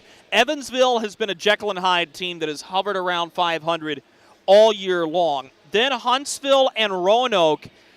Nobody wants to play the Havoc in the playoffs. That's just a tough building. It's a team that gets better in the postseason. The Rail Yard Dogs are trying to dig themselves out of that hole and get back into the 6th seed. The 3-6 matchup is Peoria and Pensacola, which is another one of those unenviable travels. But the king of all of them is the matchup you're watching here right now, and that is the Quad City Storm and the Fayetteville Marksmen. Just imagine this. Just for a moment, imagine it. You play in Fayetteville on a Friday night.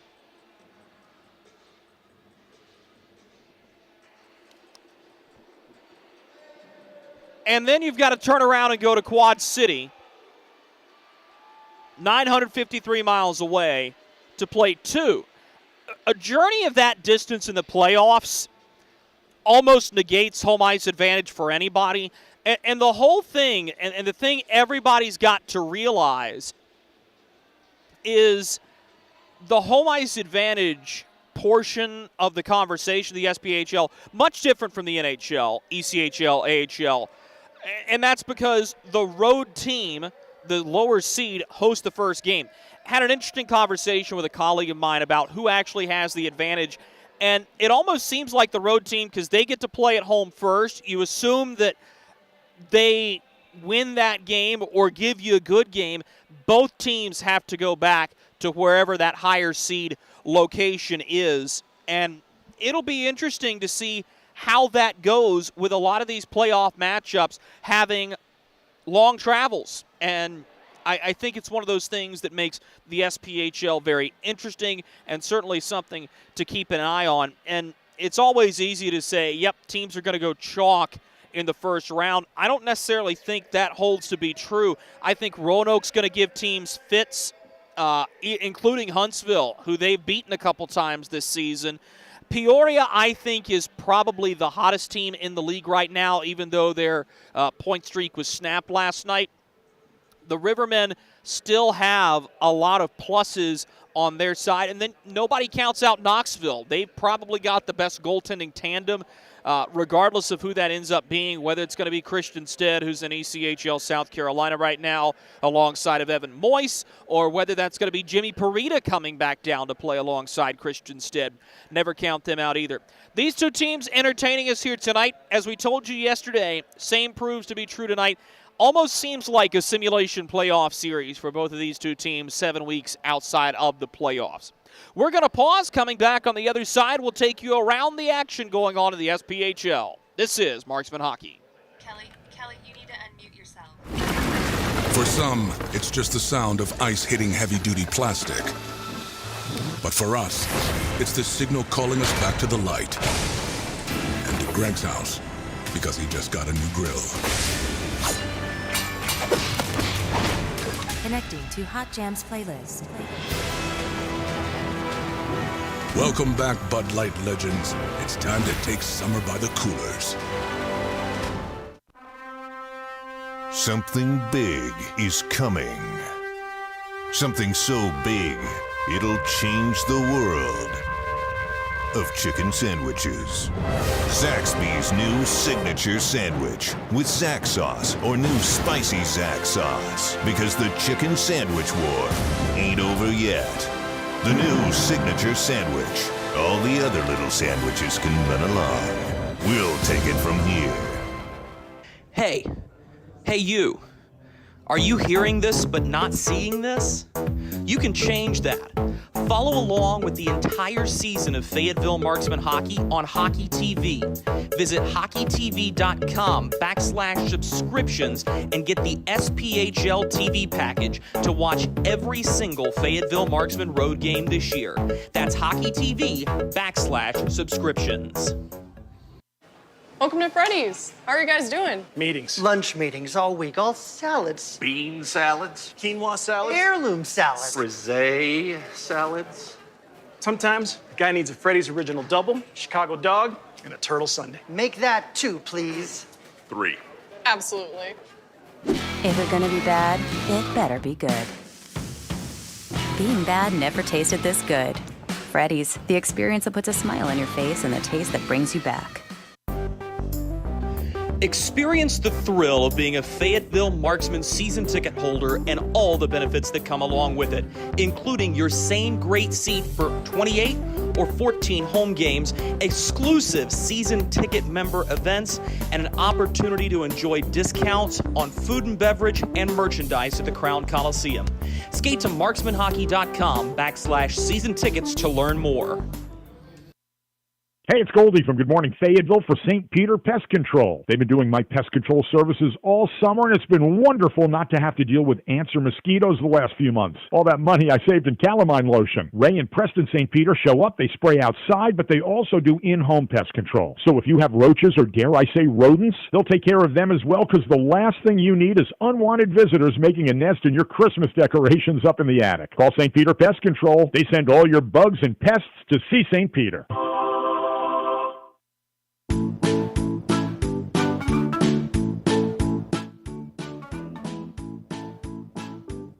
Marquis. Carolina's Dentists offers the best in oral care and technology.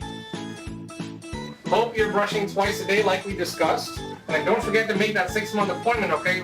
We'd like to keep those pretty white teeth looking good for you. Come experience positively different dentistry at Carolina's Dentist, the official dentist of the Fayetteville Marksmen. Welcome to Freddy's. How are you guys doing? Meetings. Lunch meetings all week, all salads. Bean salads. Quinoa salads. Heirloom salads. Frisee salads. Sometimes a guy needs a Freddy's Original Double, Chicago Dog, and a Turtle Sundae. Make that 2, please. 3. Absolutely. If it's gonna be bad, it better be good. Being bad never tasted this good. Freddy's, the experience that puts a smile on your face and the taste that brings you back. Experience the thrill of being a Fayetteville Marksmen season ticket holder and all the benefits that come along with it, including your same great seat for 28 or 14 home games, exclusive season ticket member events, and an opportunity to enjoy discounts on food and beverage and merchandise at the Crown Coliseum. Skate to marksmanhockey.com/season tickets to learn more.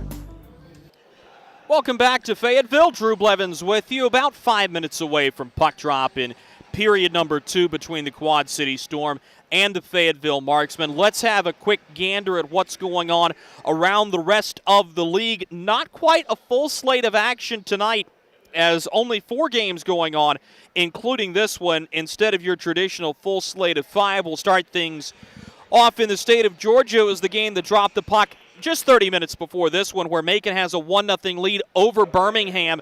This is a game that both of these two teams are keeping a close eye on, as Quad City can clinch with a win and a Birmingham loss. Fayetteville could clinch tomorrow with a win tonight. Tomorrow, coupled with a Birmingham loss.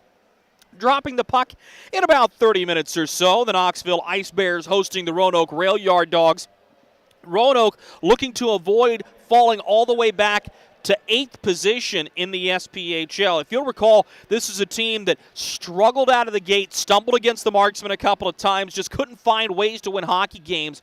Went on a heater, was as high as 5th place at one point in the league before being knocked off the pedestal by the Marksmen, and the descent has been rapid, almost in a free fall for the Rail Yard Dogs. A little bit later on tonight, Pensacola will be in Huntsville in a battle of Northern Alabama and Western Florida. At the Von Braun Center, Huntsville has been really, really good this year. Pensacola thinking that they can start to inch their way up closer into that conversation for 5th or 4th, but right now at least, they're 10 points back. And that's the only action going on tonight. Of course, you know the score of this one, 1-0, the Fayetteville Marksmen in the driver's seat. Let's go for a quick spin around the world of college basketball. A major win today for the Arkansas Razorbacks as they use a buzzer beater to defeat the Kentucky Wildcats. Let's have a look at what's going on in the top 25 in NCAA men's basketball. A couple games going on right now. Number 7 Duke leading Syracuse 51-34 at halftime. Texas Tech handling TCU 41-33. Wisconsin beating Rutgers 33-24 at half. Number 24 Alabama taking care of South Carolina at the half, 50-27. Couple finals for you. Michigan State with the story of the day. They upset number 4 Purdue at home. We told you about Arkansas and Kentucky. Texas with a 1-point win over West Virginia, avoiding the upset. And number 17 Tennessee comes away with a 67-62 win over the Auburn Tigers in a day that has been filled with upsets. Just a normal, standard Saturday in the world of college basketball. Let's get back to what's going on the ice. Puck drop between Quad City and Fayetteville. Second period is next. Kelly, you need to unmute yourself. For some, it's just the sound of ice hitting heavy-duty plastic. But for us, it's the signal calling us back to the light. And to Greg's house, because he just got a new grill. Connecting to Hot Jams playlist. Welcome back, Bud Light legends. It's time to take summer by the coolers. Something big is coming. Something so big, it'll change the world of chicken sandwiches. Zaxby's new signature sandwich with Zax sauce or new spicy Zax sauce, because the chicken sandwich war ain't over yet. The new signature sandwich. All the other little sandwiches can run along. We'll take it from here. Hey you. Are you hearing this but not seeing this? You can change that. Follow along with the entire season of Fayetteville Marksmen hockey on Hockey TV. Visit hockeytv.com/subscriptions and get the SPHL TV package to watch every single Fayetteville Marksmen road game this year. That's hockeytv.com/subscriptions. Welcome to Freddy's. How are you guys doing? Meetings. Lunch meetings all week, all salads. Bean salads. Quinoa salads. Heirloom salads. Frisee salads. Sometimes a guy needs a Freddy's Original Double, Chicago Dog, and a Turtle Sundae. Make that 2, please. 3. Absolutely. If you're gonna be bad, it better be good. Being bad never tasted this good. Freddy's, the experience that puts a smile on your face and the taste that brings you back. Experience the thrill of being a Fayetteville Marksmen season ticket holder and all the benefits that come along with it, including your same great seat for 28 or 14 home games, exclusive season ticket member events, and an opportunity to enjoy discounts on food and beverage and merchandise at the Crown Coliseum. Skate to marksmanhockey.com/season tickets to learn more.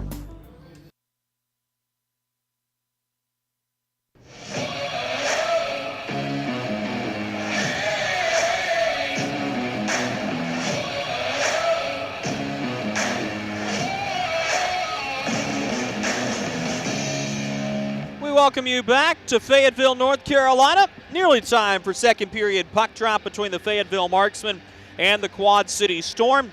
Lone goal in this hockey game belongs to Tanner Fraze, a shorthanded marker less than 5 minutes into the contest. And despite Michael Moran ringing one off the goalpost late in the third period, the Marksmen hang on to that 1-0 lead. Fayetteville will work from right to left across your radio dial as the goaltenders will trade ins during this frame.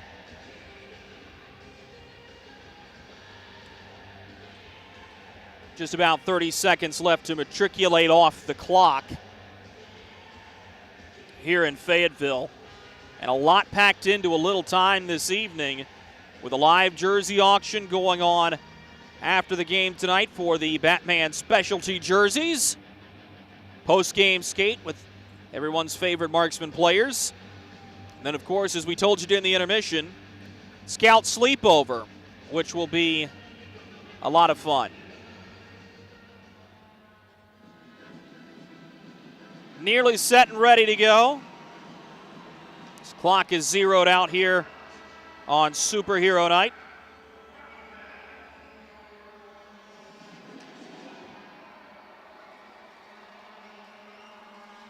And away we go with period number 2 between Quad City and Fayetteville. Puck on the far side boards will be taken by the Storm as we drop back to Silva, who flings it across to the far side of the rink. No carryover penalties or power plays as we begin this second period. Up the far boards. This will be handled by Stoya, who centers the puck. Is looking for Shane Bennett was Tommy Seacos, but Stoya will have to come back and grab it for Quad City. Stoya sends it ahead to his attacking blue line. That's where Price will give to Bennett on his backhand. He pushes it just wide. Getting to the puck first is Price, but he's double-teamed by the Marksman. Crashes to the ice as he takes a couple of shoves. Marksmen try to work it out on the near side boards. This is Bennett. Gives to Moran, who fires right into the chest of Brent Moran, who will hang on.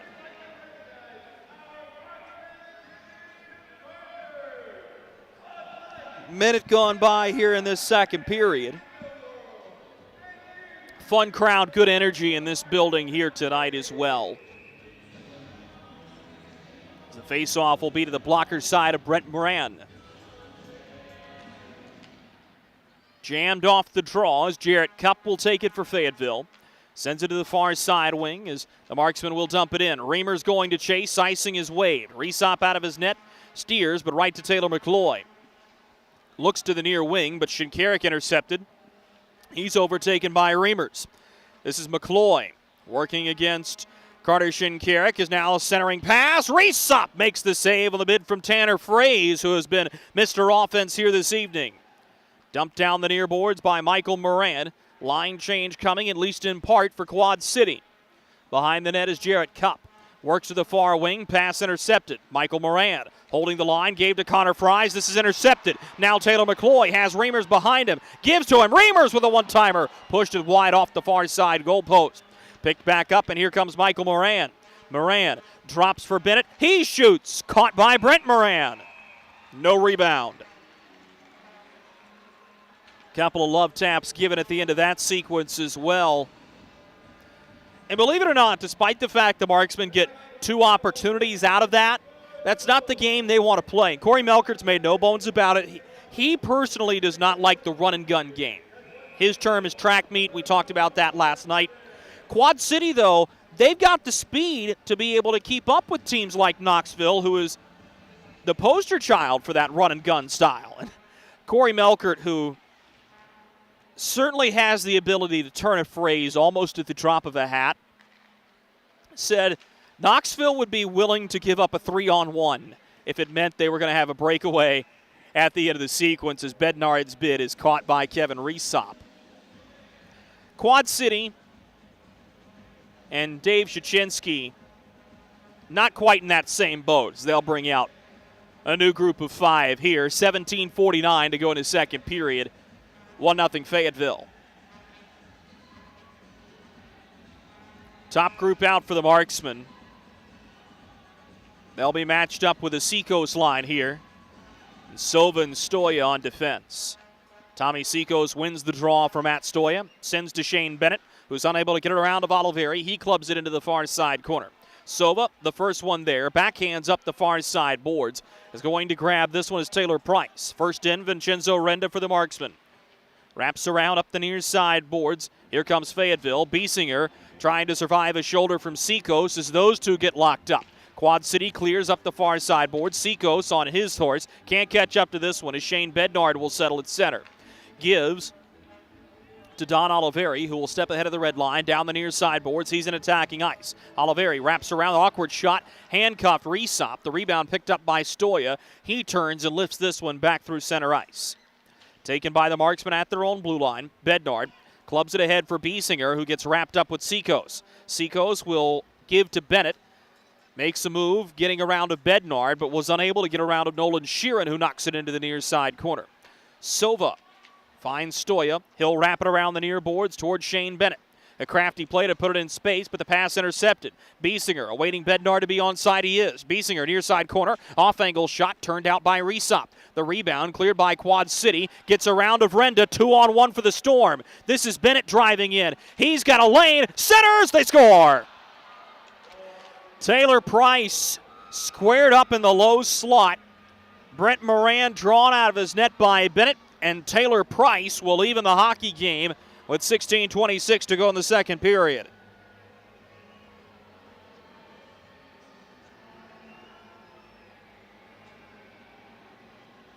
Just what the doctor ordered for Quad City. So the time of this goal will be 3:34 into the second period. Taylor Price, the former Marksman, will have his 14th goal of the season and his 28th point. And we told you last night about Shane Bennett being the usual suspect, leads the team in all major offensive categories. And I don't know if I did a good enough job telling you that there are still plenty of options offensively for this Quad City Storm, and Taylor Price, a veteran player, is one of them. Here's a centering pass. Dangerous area as Quad City holds the line. Here's Carter Shinkarik. Looked up at Cole Golka for a second, instead holds, and will give to Fries. Connor Fries spins from the point. This shot is off of Glover. It'll bounce to the far wing. That's Alex Reynaud. Steps ahead of the red line, shoots it in off of Connor Fries, who will go to chase it here.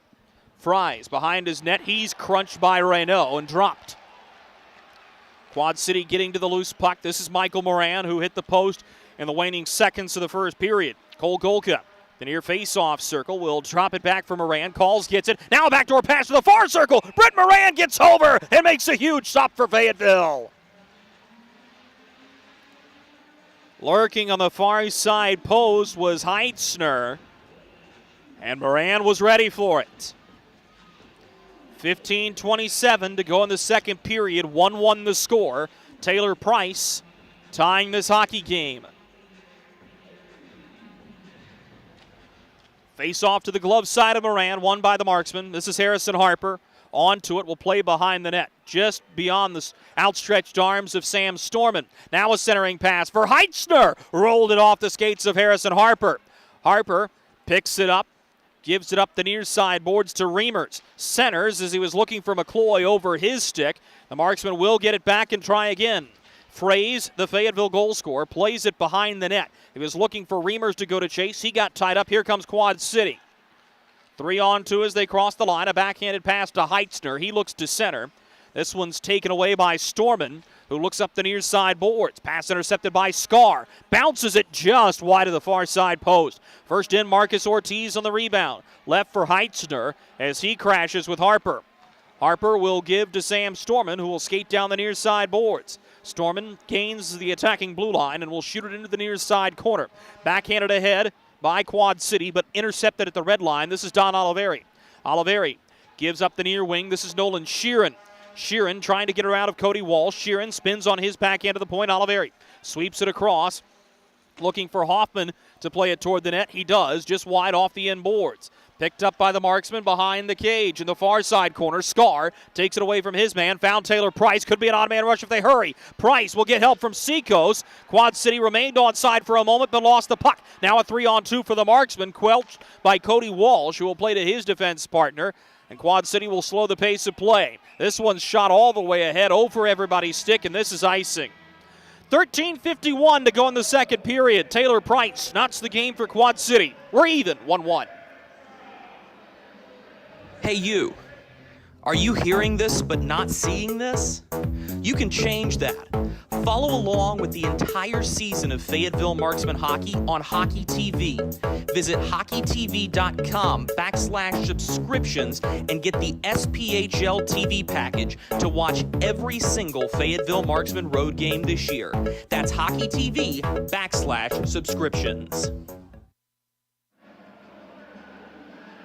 Quad City Storm and the Fayetteville Marksmen knotted up 1-1, 13:51 to go in the second period. Special hello to everybody at Tap 22 Bar and Grill. Watching along on the Quad City side. Had the chance to meet some of the ownership, the general manager, Brian Rothenberger. Wonderful people, and it's been a great relationship between Quad City and Fayetteville. It's not an easy journey. And in a normal year, not coming off of COVID, you would have probably seen the Marksmen go all the way out there. But these two teams find a way to play against each other in that extreme west, extreme east matchup throughout the course of a normal season. Of course, a lot of teams have had their schedule handcuffed in one way or another coming out of the COVID-19 pandemic. Chance off the draw. Not the guy you want to see. It's Bennett. He shoots, and Moran got a piece of it with a blocker. Shane Bennett. A dangerous player in a dangerous situation, and Brent Moran comes up with a timely save. Dumped in high off the far side corner glass in the Marksman zone. Fayetteville trying to hold the line unsuccessfully. Harper overtaken by Tommy Seacoast. Now Nolan Sheeran is just ahead of his attacking blue line. Backhanded it up ice looking for Bednard. Intercepted. Quad City's back into their attacking zone. This is Taylor Price, the goal scorer. Upended, lost the puck. Bednard on his horse will yield to Joe Sova as Quad City will go deep into their own territory to pick up this puck. 13 minutes to go in the second period. 1-1 the score. Tanner Fraze and Taylor Price, the goal scorers. Here's Cole Golka. Long wrist shot. Moran swallows. Gathering the clans in front. Told you we thought this would be a testy game, but both teams exhibiting solid discipline. So we haven't had nearly the amount of extracurriculars we did last night, and part of that's because you don't want to put your team at a disadvantage in a tight hockey game. Season series is at stake in this matchup. with a Marksmen win. We'll have a rubber match tomorrow, 3 p.m. Eastern, 2 p.m. Central. And you really hope, if you're a Marksmen fan, that that's what it goes to, because you want to see a little bit of fight after last night's loss. And I thought Quad City proved to be the better team. Now, whether it be because the Marksmen were off or Quad City just outworked them, well, we can talk more about that after this one. Chipped ahead is Shinkarik trying to cut off his man. Resop will take the loose puck and melt it. 12:28 to go in the second period.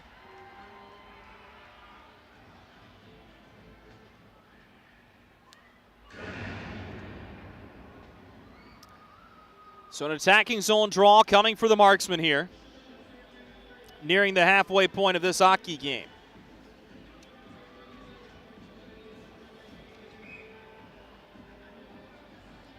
McCloy with Reimers and Fraze will be the unit out for the Marksmen.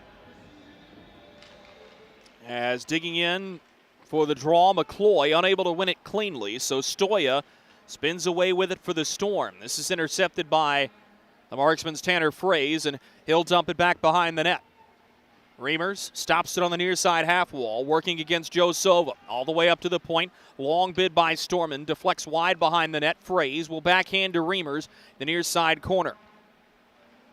Gives to Sam Storman, who will tee it up again. Resop takes care of that with a goal stick, sending it to the far corner. Good pressure from the Marksmen and McCloy here, though. Gives to Storman, who will step ahead of the blue line and shoot it into the far side corner. Reimers going after it, shouldered off the puck by Marcus Ortiz. Mangold creates space, then a hard hit on the far side boards, delivered. As that was Tanner Fraze getting the better of his man. Bounced in onto Resop. He'll play this out without question. Stoya all the way ahead to his attacking blue line for Marcus Ortiz. Ortiz drives down the near boards. He'll drop for Mangold. Mangold fires. This one goes off Moran's stick. High off the glass. Stays in play, though. Punishing blow delivered by Zach Hoffman on the far side boards. A rolling puck handled cleanly by Bednard, who will backhand to Jarrett Cupp, and he'll look all the way up ice, trying to fling to Biesinger.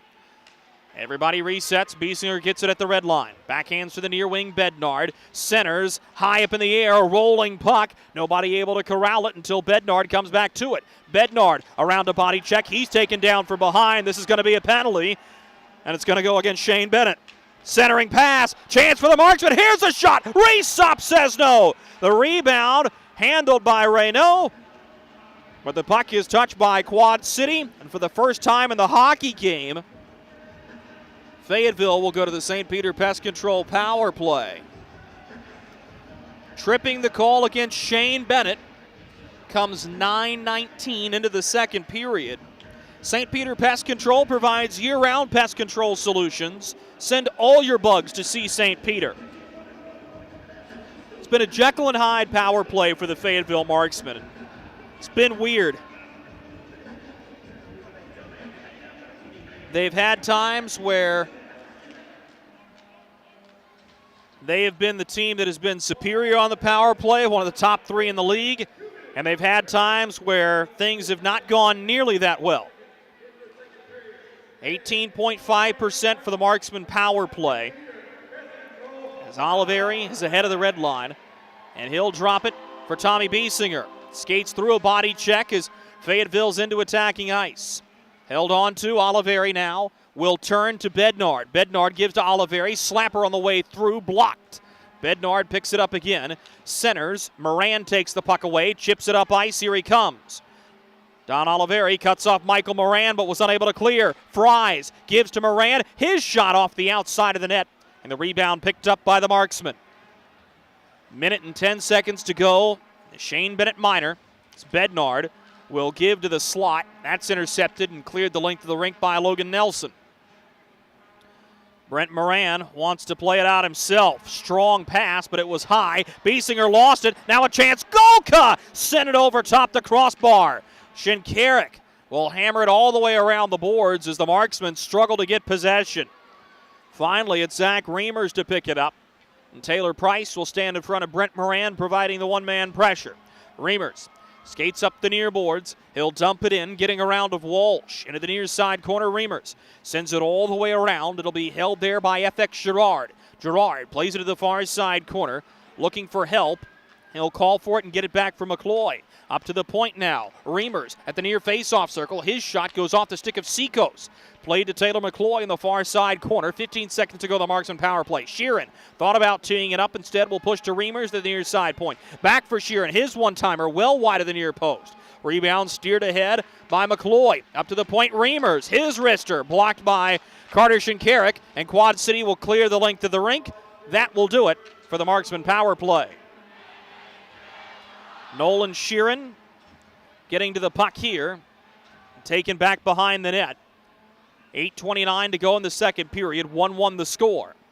The near side boards.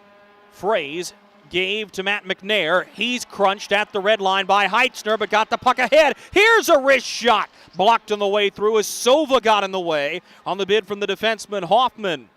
The near side corner boards now. Marksman will play back behind the net. A rolling puck is settled by Walsh, but he turns it over. One-timer in front, and Resop lunges to make the save. No rebound given, but now we'll get some pushing and shoving right in front of Kevin Resop with 8:01 to go in the second period. What a game it's been. Both teams have the single goal. 1-1 we stand. Freddy's, how are you guys doing? Meetings. Lunch meetings all week, all salads. Bean salads. Quinoa salads. Heirloom salads. Frisee salads. Sometimes a guy needs a Freddy's Original Double, Chicago Dog, and a Turtle Sundae. Make that 2, please. 3. Absolutely. If you're gonna be bad, it better be good.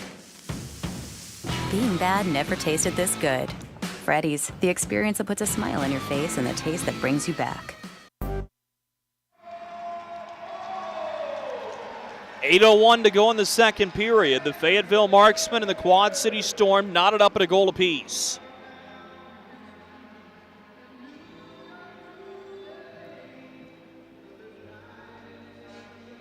Face-off will be in Kevin Resop's end. Both goaltenders have been really good. Taylor Price, the most recent goal of the game, ties it for Quad City. Tanner Fraze, shorthanded, gave the Marksmen the lead. Face off to the glove side of Resop. Steered back by Quad City as the Storm will have it at the near side corner. Swept across to Shinkarik as he looks to push it up ice through the skates of Connor Fries. As the Storm will look to reset, and they do. Dumped in and a chance for Golka, burying his head. He shoots wide of the far side goal post. Cole Golka picks up the rebound on his backhand. He'll steer it off of his stick. Shinkarik picks it up. He fires, swallowed by Moran. Good chances for dangerous players here. And Marksmen back on their heels a little bit in this one.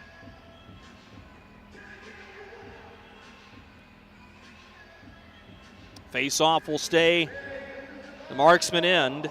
It'll be to the blocker side of Brent Moran.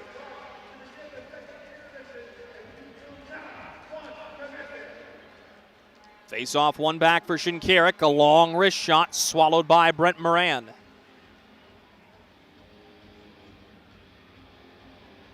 Moran, strange specimen. And you're going to go, well, yes, of course, aren't all goaltenders? Well, no. Moran is a guy that has been described as his playing partner, Matt Williams, as somebody who will be able to play well regardless of if he's cool and collected or if he's a little hot under the collar.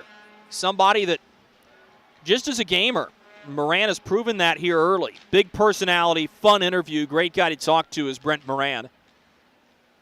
Far side boards. This is Tristan Theriault working along with Shane Bennett to try to drag this puck free. They do. To Seacoast. He fires a slap shot, punched away by Moran. Oliveri unable to catch up to the rebound as Shinkarik holds the line. Now he turns it over off of a skate. Chipped ahead, Oliveri in a foot race for it. Cut off by Tristan Theriault. Works in the far corner. Theriault survives the body check and will look ahead. Theriault delivers a clean pass to Shinkarik as he drives. This is intercepted and sent ahead end over end.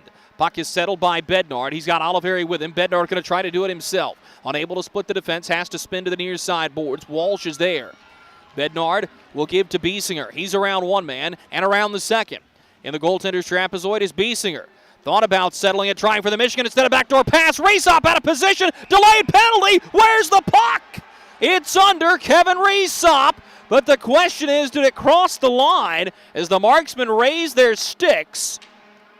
And based on the way he got up, I would say that was some wishful thinking on the part of the Marksmen. As it stands, Fayetteville's going to go a man up again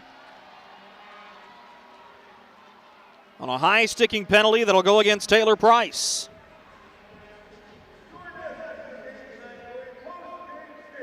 Marksmen take 2 penalties in the first. Quad City will take 2 in the second. Time of this one is 13:31 into the second period.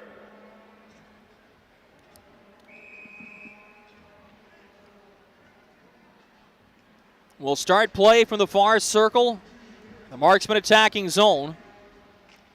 As Fayetteville will head back on the power play. Had a big chance on the man advantage last night early in the third period. Kevin Reesop, with a gem of a flurry of saves, turned it into a Kyle Heitzner goal. Here's a pass that goes off the stick of Reesop. Quad City will clear. They may be looking for a little more here. Furthest man up ice is Mike Moran. Moran shouldered off the puck as he had to leave it in the trapezoid. Biesinger will have it and he'll settle. Do apologize for the technical difficulties as we are having to change the camera operation here at the Crown Coliseum. Dumped into the near corner. This is Biesinger. Lays it off the end wall, trying to get around Sova. Biesinger backhands to the far corner. Picked up by the Marksman and centered to Shane Bednard. Gives across to the far circle. Here's a drive. Reesop with a save, challenging on the far side of the goal crease, and Quad City will clear it. Fans, we do apologize for the technical difficulties with the camera here at the Crown Coliseum. So we are working rapidly as we can to fix those. Around of Brent Moran, Quad City holding the puck. They'll give it up here as Golka is knocked from it by Bednard. Give it ahead to FX Girard as he tries to drive around Walsh and does. Leaves the puck for Bednard, who centers, but it's taken away by Cody Walsh. He'll give to Seikos on the far side boards. Tommy Seikos bracing for contact, waits and dumps it in. Bounces through the traffic as there was an altercation right in front of the Quad City bench. We'll keep going. Just 20 seconds to go in the Price Minor. Reimers will steer it back for Nolan Sheeran. Gives to McCloy. He drives in, fires wide of the near post. McCloy has his own rebound. Look to play across to FX Girard. Batted out of midair, and the Storm clear. Moran awaiting in the trapezoid. 3-2 and 1. Price out of the box. He'll go all the way across to the Quad City bench. So we'll go back to five-a-side hockey. Connor Fries chasing the puck into the far side corners. He'll lean on Matt McNair. Jarrett Cupp trying to hold the line. He can as Quad City's back out through center. So the Marksman will have it in the form of Jarrett Cupp one more time. Dumped in off the stick of Matt McNair as he'll go to chase. Out of his net is Reesop. He'll give to Logan Nelson, who will have to quickly turn it back. Sova now with a long pass that's intercepted to the far boards. It's Glover. Centers. So he was looking for McNair. Rolls too far for him. Now Quad City has a chance. This is Mangold. He shoots off of Cupp and off of Moran behind the net. A takedown is all good. This Mangold crashed to the ice initially. Line change coming as Nelson will get off. Storm holding the puck in the form of Nick Mangold. Gives to the far side face-off circle. Quad City will steer back to the blue line. Bennett pulls the trigger but misses well high of the net. Picked up by the Marksman. Driving up ice is Zach Hoffman. He's handcuffed, and he'll bump Matt Stoya from the puck. Jarrett Cupp will have to go get it on the far side half wall. Finds Zach Hoffman with 3 minutes and 10 seconds to go in the second period. Dumped in by Fayetteville to their attacking zone. Reesop out of the net to play it in the trapezoid. Looks to the near wing for Shane Bennett, who will skate just ahead of his own blue line, working at center. Bennett hanging on to the puck for a beat longer. Gives to Walsh, who will dump it in. Awkward carrying off the glass. Will bounce to Oliveri on the near side half wall. He turns it over. Walsh drops it to the point. Long wrist shot by Scar. Caught and held on to by Brent Moran. 2:45 to go in the second period. Quad City looking to take the lead. And Brent Moran standing tall. 1-1, the score stays.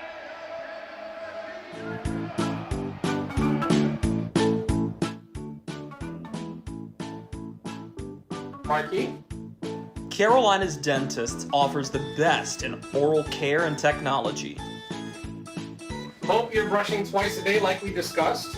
And don't forget to make that 6-month appointment, okay? We'd like to keep those pretty white teeth looking good for you. Come experience positively different dentistry at Carolina's Dentist, the official dentist of the Fayetteville Marksmen.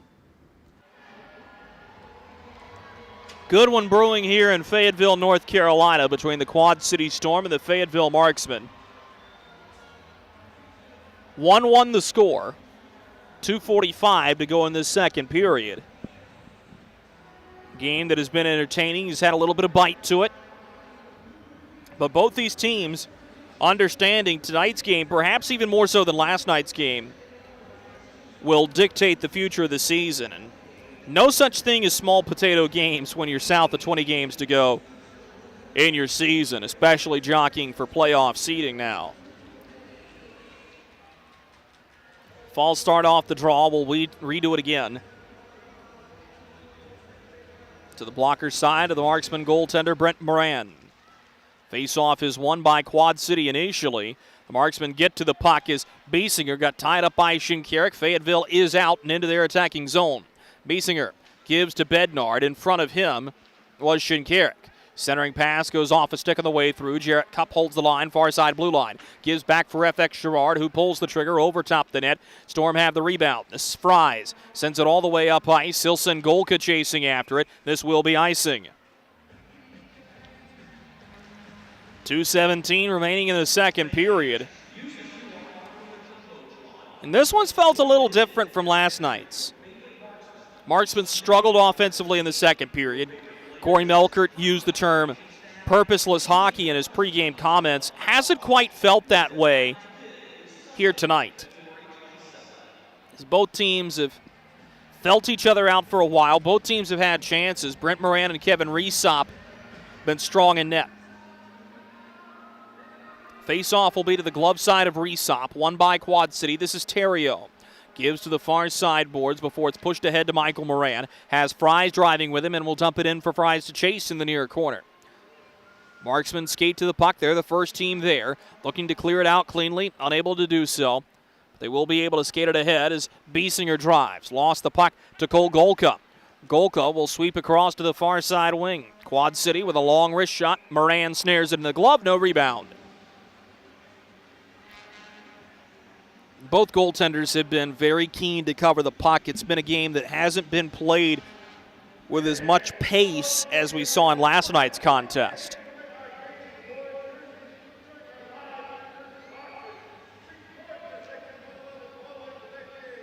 Face off to the glove side of Brent Moran.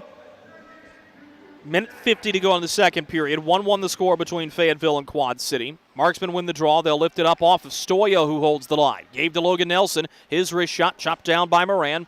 Rebound behind the net. Marksmen are to it. This is Fraze. Toe drags around one man and will have the puck on edge. Tries to settle as he gets around another. Fraze backhands to the red line. Storm intercept there. Sent to the near side boards as Oliveri will drop his man. That was Mangold. Lost a stick in the process. Logan Nelson onto the puck here for Quad City. Gives to the near face-off circle. Ortiz looking for a shooting lane. Never came away with it. Mangold fires off the end wall. Rebound in front. Moran looking to cover. Swept out of his grasp all the way up to the point. Storm will reset. Delayed penalty upcoming. It'll go against Fayetteville as Reimers touches. And a late second period penalty against Fayetteville could loom large.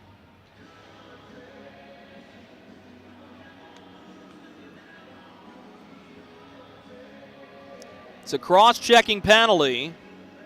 That'll go against Zach Reimers.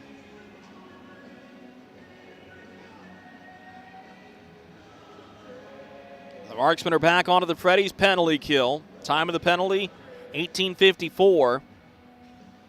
Into the second period. This is where Shane Bennett gave his team a lead. They would not relinquish for the rest of the contest yesterday. Looking to replicate that here this evening.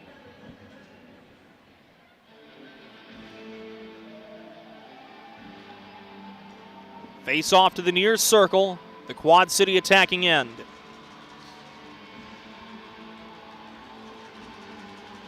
Slight pause. Just cleaning up some debris on the ice on the other side. We're ready to go now as Silva gets it off a Quad City face-off win. Sets up a long wrist shot from Fries that's cut down off a couple of bodies on the way in. Marksman to the rebound. This is iced. Resop and his trapezoid, a couple of head fakes. Will give it to Bennett. Shane Bennett will peer up ice. Driving ahead. He'll have to drop it for Silva. Joe Silva now dumps it in as he took a rough shoulder from Zach Hoffman. 35 seconds remaining in the period. This is Tommy Seacos onto the puck for Quad City.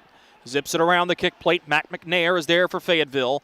He shoots it ahead as Bednard will go to chase. Bednard in a foot race with Silva. Silva wins it and will calmly play to Shane Bennett. Will skate behind Kevin Resop. Just 15 seconds to go in the period. Bennett, not a guy you want to give a lot of space. He'll be matched up stick on stick, crossing the blue line. Bennett will center the puck for Silva. He looks the top of the circles, gives in front. Price, rebound. Moran shovels it off of Brent Moran. Rebound still loose. Price with a bid, and that is where the period will come to a close.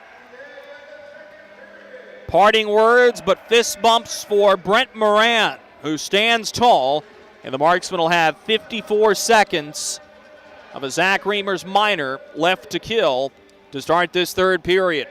Shots on goal at the end of 40 minutes for the Fayetteville Marksmen. In the second period, 9, and a game total of 20. And for the Quad City Storm, they explode for 16 shots in the frame and a game total of 29.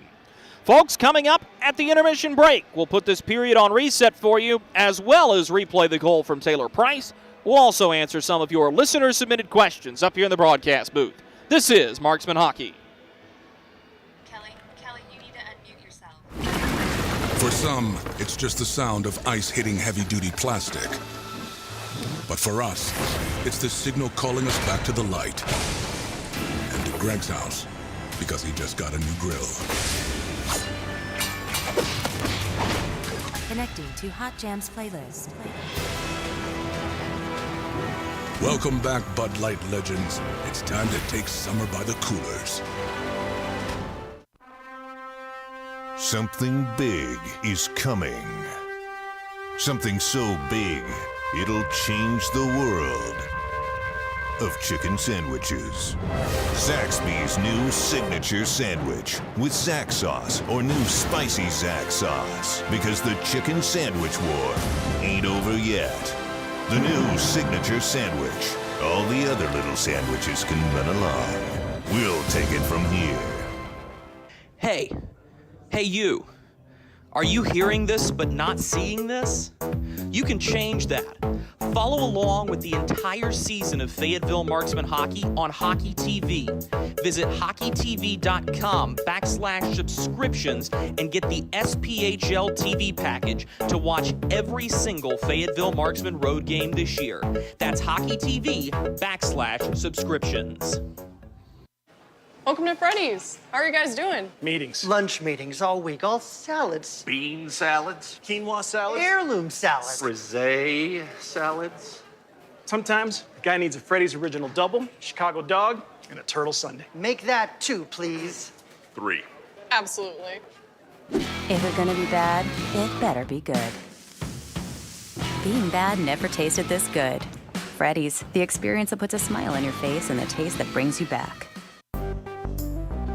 Experience the thrill of being a Fayetteville Marksmen season ticket holder and all the benefits that come along with it, including your same great seat for 28 or 14 home games, exclusive season ticket member events, and an opportunity to enjoy discounts on food and beverage and merchandise at the Crown Coliseum.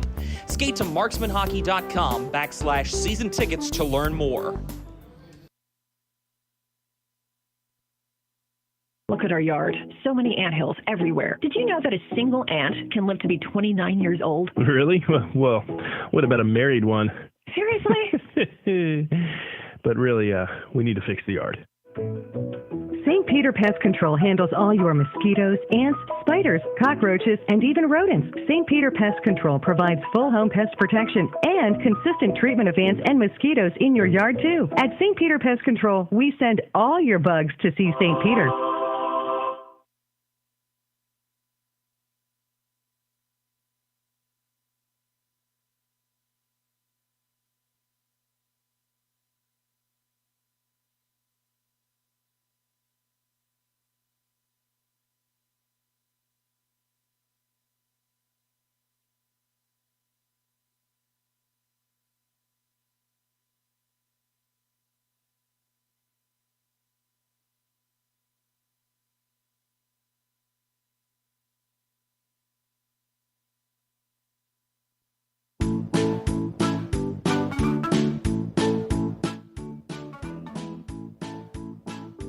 Marquis?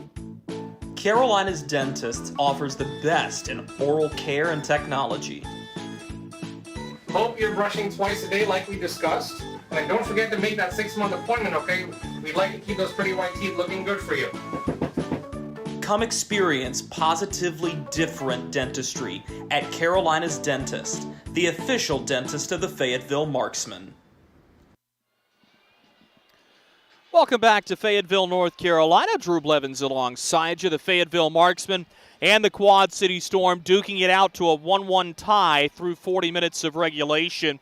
Quad City pulled ahead there late in the shots on goal total, but I thought more importantly than that, they were the team that created chances in the final 5 minutes of that second period.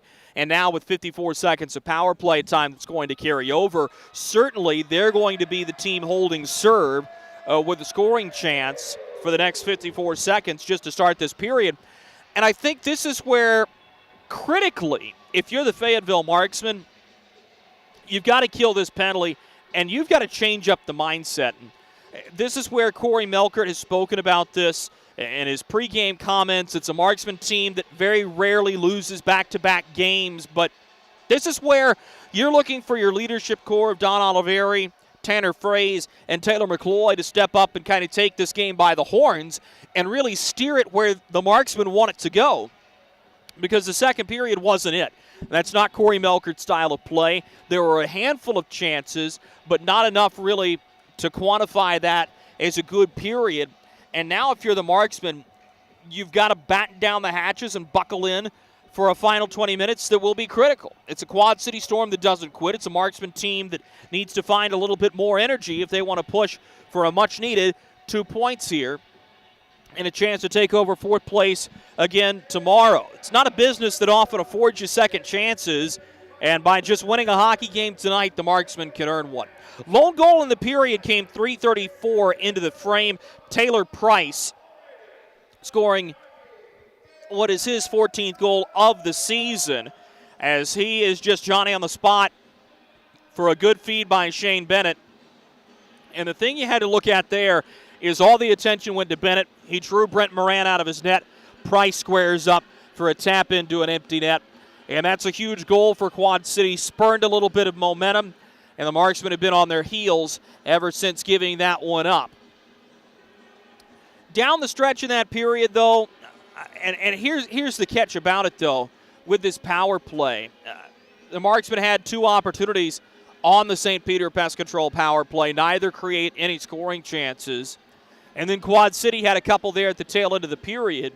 So perhaps one of those pregame keys to victory may very well end up being special teams like it was against Quad City. Look, fact of the matter is, good teams beat other good teams. That's an old adage that constantly, I believe, holds true. And the Fayetteville Marksmen want to prove that they are one of those good teams. They're going to need a strong effort here in this third period to break this tie and try to come away with a victory. It's going to be a fun one. We'll pause for these messages from our partners. Coming up on the other side, we'll venture to answer a couple of your questions up here in the broadcast booth. This is Marksman Hockey. Kelly, you need to unmute yourself.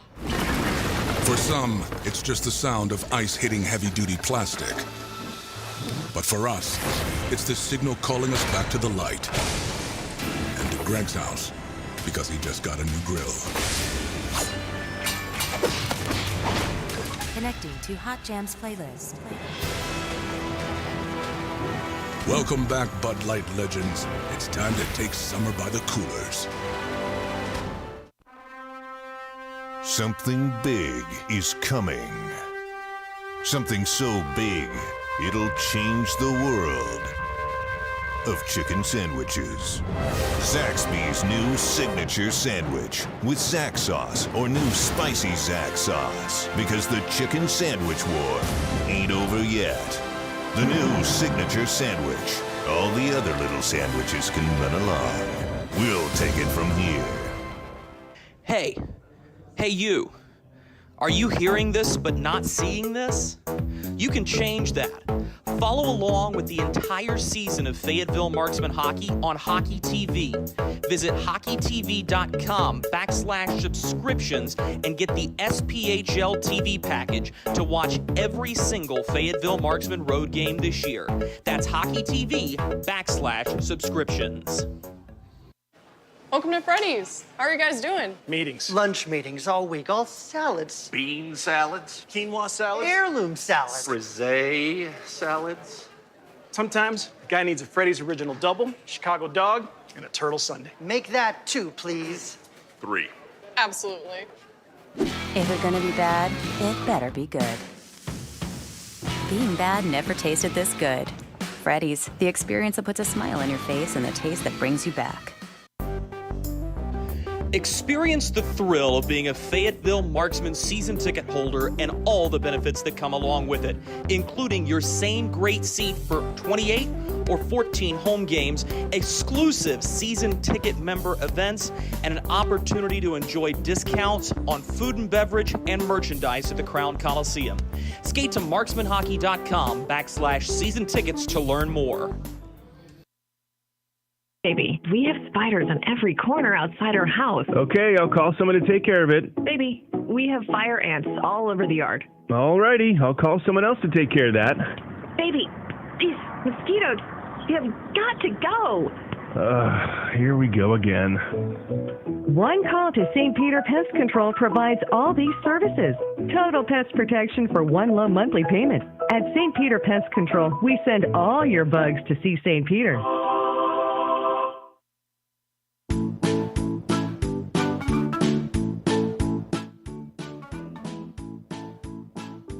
Marky?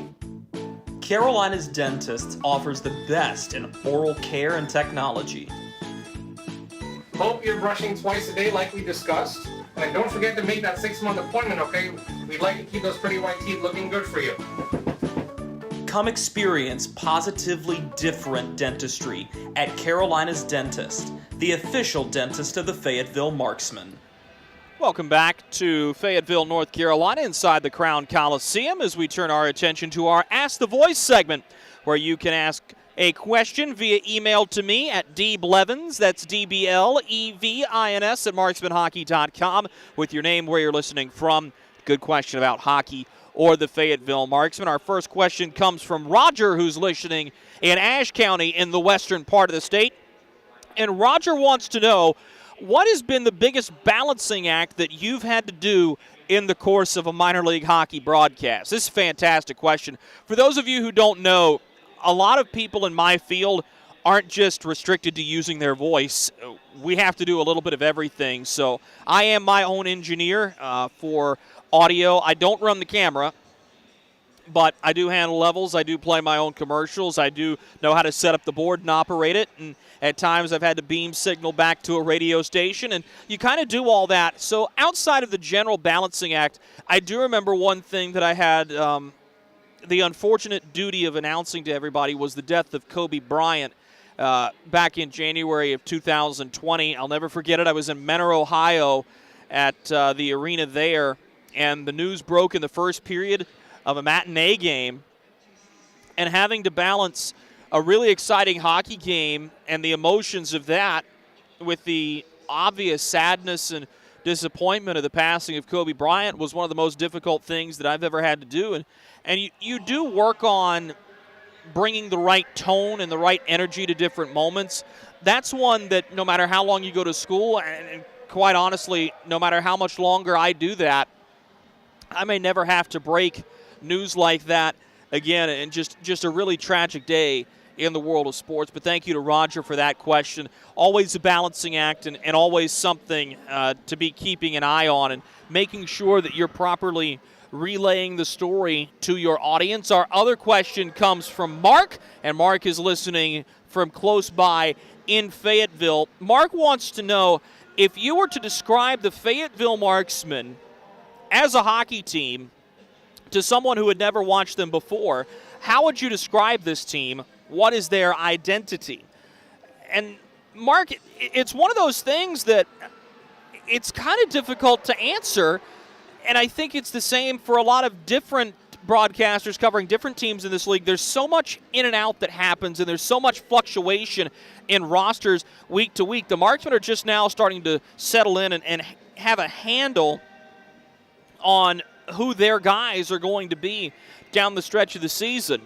I think Corey Melkert would like everybody to believe this team is a defensively sound group that has systems that work against every team, that work well. They're hardworking, but they're a team that has a strong culture. They play well between the ears. They've got a great locker room, and it's one of those things that Fayetteville wants to be a well-rounded organization top to bottom, and they've been that for most of the season. There have been some slips here and there, but certainly this has been a group that has hammered in on defense. There is some creativity in the attacking zone.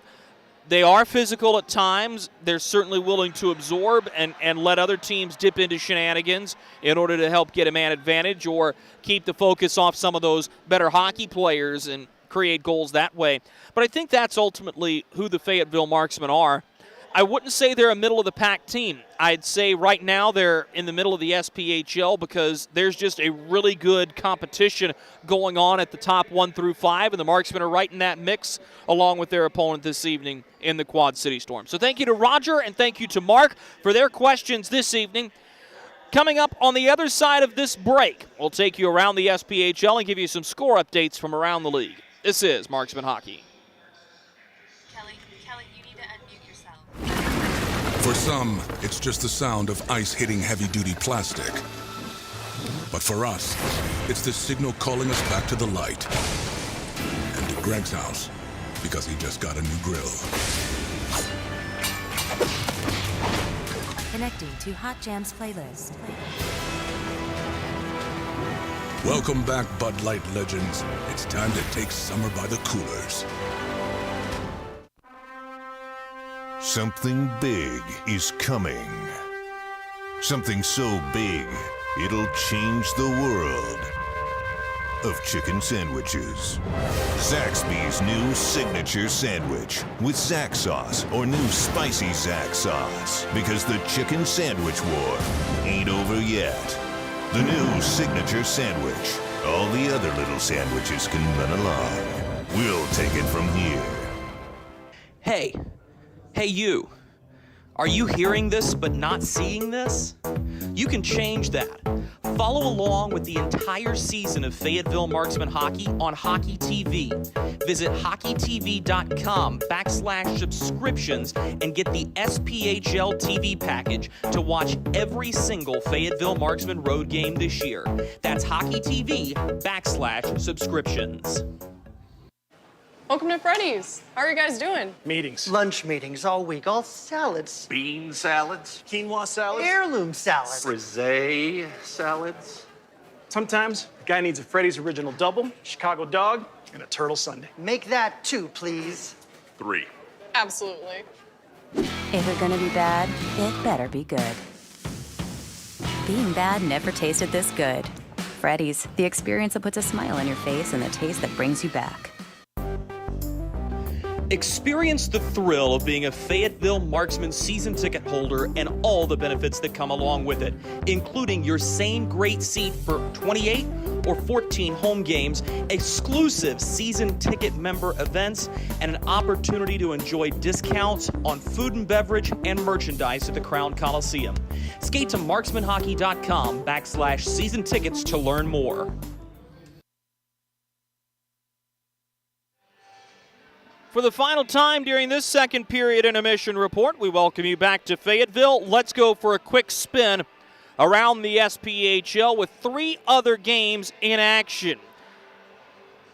Not reporting a score, or at least so it would seem, or they're still stuck after a long delay. The Macon Mayhem have a 1-0 lead over the Birmingham Bulls. That puck dropped right around the same time ours did. So Macon in a good spot here, and a lot of Mayhem fans here in Fayetteville knowing what a Birmingham loss would mean. Knoxville and Roanoke scoreless, and with about 5 minutes to go in the first period at the Knoxville Civic Center.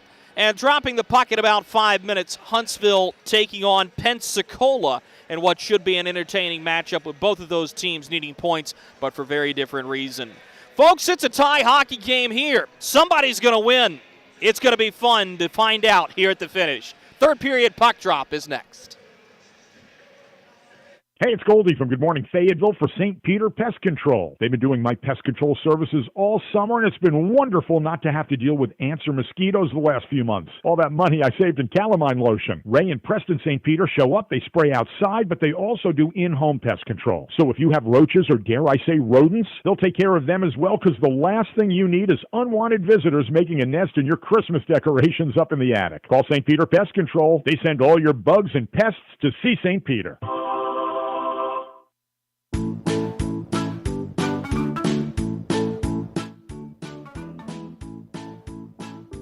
Mikey? Carolina's Dentists offers the best in oral care and technology. Hope you're brushing twice a day like we discussed. And don't forget to make that 6-month appointment, okay? We'd like to keep those pretty white teeth looking good for you. Come experience positively different dentistry at Carolina's Dentist, the official dentist of the Fayetteville Marksmen.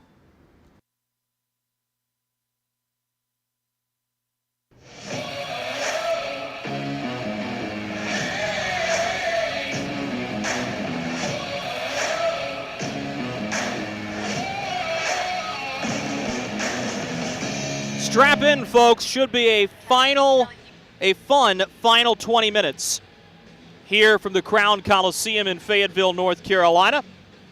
54 seconds of power play time remain for the Quad City Storm. And of course, nothing's ever for certain, but it does feel like one of those games that whoever scores the goal here in the third period could very well win, regardless if it comes in the first minute or the last. This next goal with large looming importance.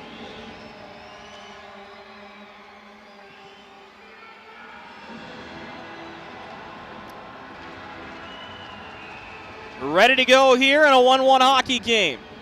Fayetteville and Quad City have delighted us to this one. As the third period commences here in the All-American City. It's Carter Shinkarik in his own zone for the Storm. Hanging on to the puck right around his own blue line. Now he'll begin the northward trek.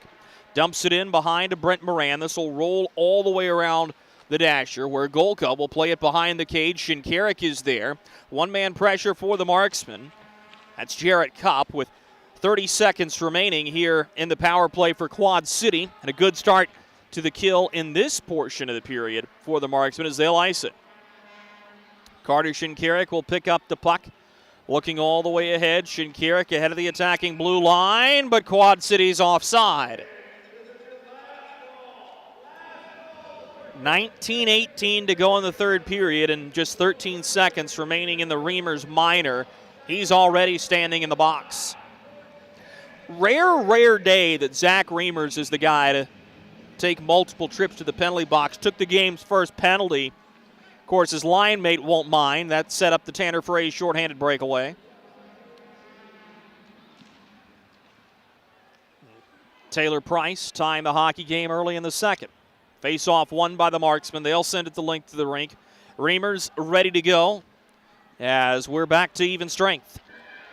Quad City into their attacking zone. Shot in and out of the glove of Brent Moran. Marksmen are onto the rebound as Bednard will dump it in down the near side boards.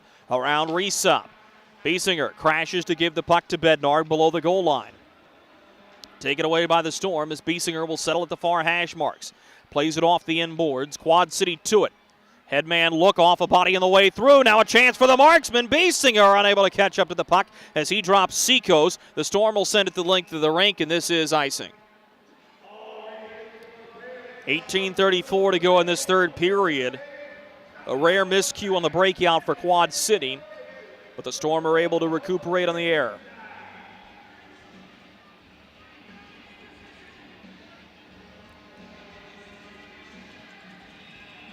Face off to the near circle in the Marksman attacking zone. These two teams will do it all over again tomorrow. 3 p.m. puck drop on what will be a very fun Sunday matinee. evenly matched squads. As here's a drive from Nelson that's into the protective netting and out of play.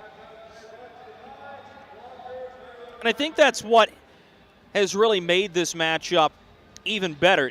It has not been the offensive slugfest that we have seen these teams be able to explode on at some point. It has been a much more staccato game, and that style of play favors the Marksmen. That's how they want to go at it. They don't mind if it's a 3-hour-long hockey game. But these two teams have traded chances, and they've traded stopping each other's chances as well. Here come the Marksmen ahead of their attacking blue line. Puck is intercepted right there, and up the near boards it goes. Mangold will chip it in. This is Biesinger for the Marksmen. Wraps around his own net to the far wing. Give-and-go play to center as Taylor McCloy will bring the puck ahead. McCloy trying to toe drag around Walsh and does, but lost the puck to the last man back. The Storm will work 2-by-2. The near side board, Scar pulled it free to drop to Cody Walsh. Sends off to the far wing as the Storm will break it in. Mangold punished against the near side boards by Harper. Puck works forward into the near corner as Fayetteville tries to break it out on that same side. McNair took a stick up high. It's let go. As he threw his head back, Heitzner may have come up high and got him. Dumped in by Fayetteville. Quad City will have it below their own goal line. Moran sends it to Golka, who will backhand it forward, looking for Fries to go chase. It's too far ahead of him, but good puck support here, and Moran's into attacking ice. Drops for Fries and blows a tire. Cross-ice pass for Tristan Terrio. He'll settle off the boards and finds Cole Golka. Backhanded to the top of the near circle. A drive from Terrio goes up off of two Marksmen sticks and well out of play. 17:03 remaining here in the third period. 1-1, we remain tied. Quad City out shooting Fayetteville 30-20 in this hockey game.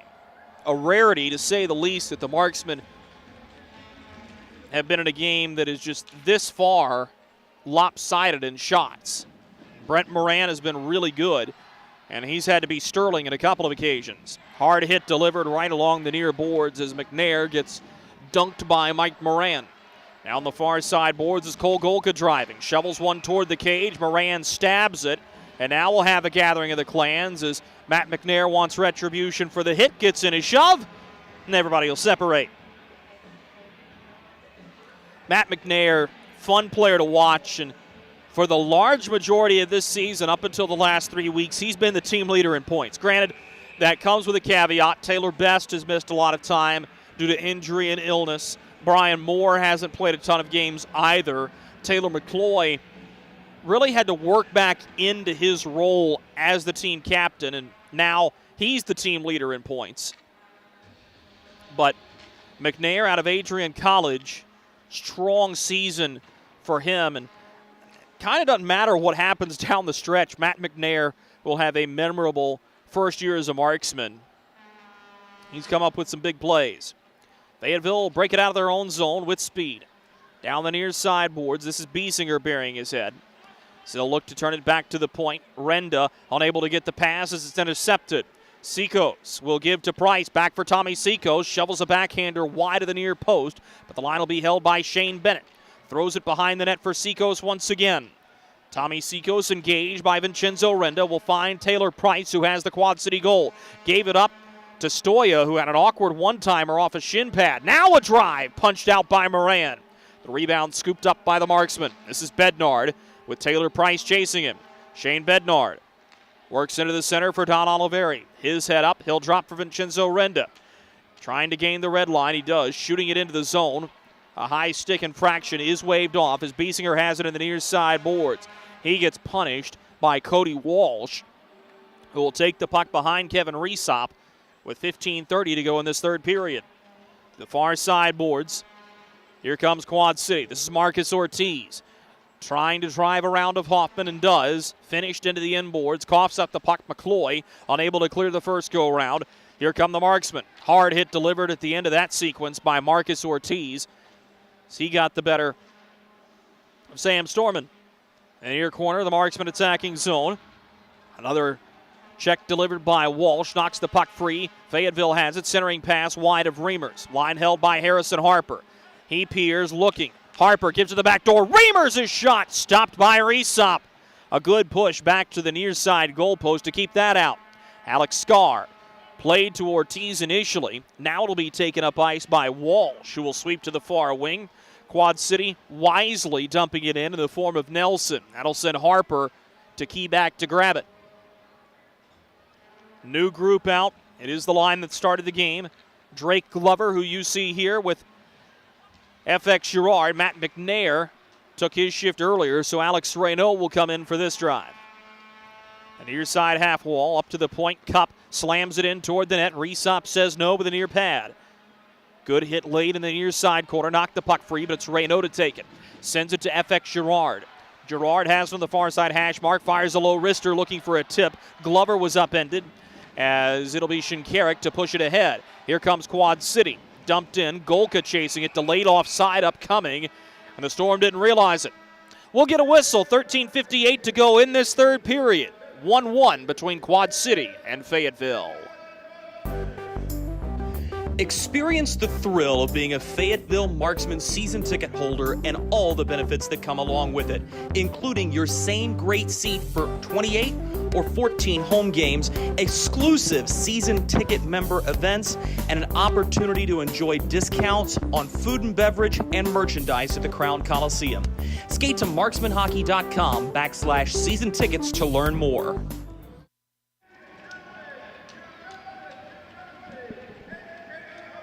13:58 to go in the third period in a 1-1 hockey game here in Fayetteville, North Carolina. It's the Quad City Storm and the Fayetteville Marksmen duking it out against each other. Dave Shachinski, Corey Melkert, been like chess grandmasters, calculated moves for the both of them. And as we go down the stretch in this hockey game, more and more that old adage, being the team to score next, is highly important.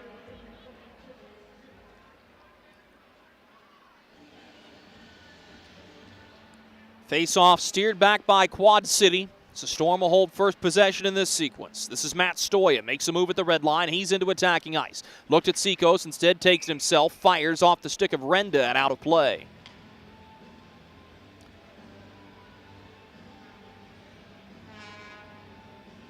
Just to throw it out there, not to put the announcer jinx on yet, Marksmen are 3-1 in overtime, 1-0 in the shootout. Neither of these teams strangers to extra hockey this season. Face-off, one back to the blue line by Quad City, but they cough up the puck. This one is headman to Bednard. He'll push all the way up for Biesinger. Taken away by Joe Silva. And Silva will steer back into the corner. Silva with AHL experience in his long hockey career. Biesinger will chase into the near corner. Stoya backhands it all the way around the boards. This is Shane Bennett. Bennett, who had a pair of goals last night, curls up ice right up Broadway. Bennett avoids one check. Gets to the far side boards, tries to drive in. Bennett loses the puck, regains the far side corner. Centers off the skates of Reimers.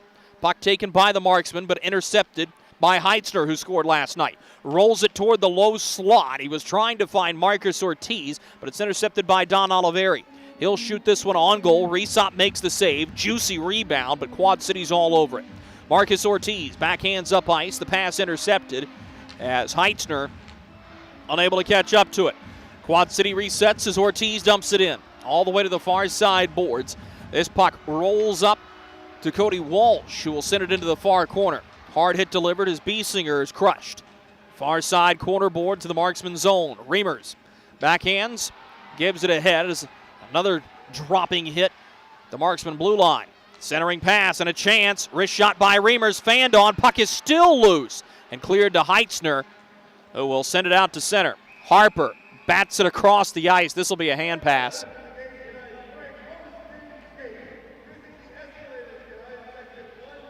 Not sure there if Harper was just trying to grab it and play it back down or if he meant to bat it to a teammate.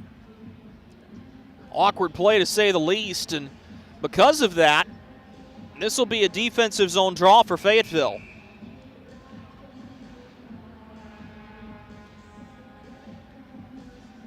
And that may seem like a silly little mistake in that point, but Quad City's not the team that you want to give opportunities to where they get to set things up in their attacking end. They get a face-off win. Here's a drive by Shinkarik off the inboards. Taken by Jarrett Cup. Sends it up the far side half wall to FX Girard. Girard, stick check from behind, gets into attacking space, kicks it ahead. McNair curls back door. They score!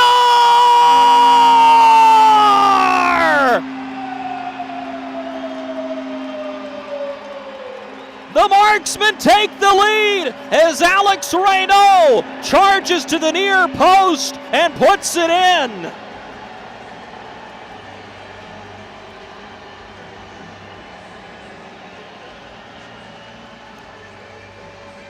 The line that started the game is the one right now that will have the difference-making goal. Alex Reynaud with his 8th goal of the season. Very few will be bigger than that,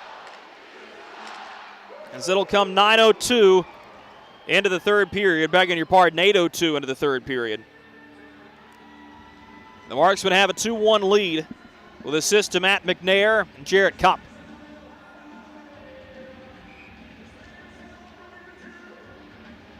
We'll see if that lead holds.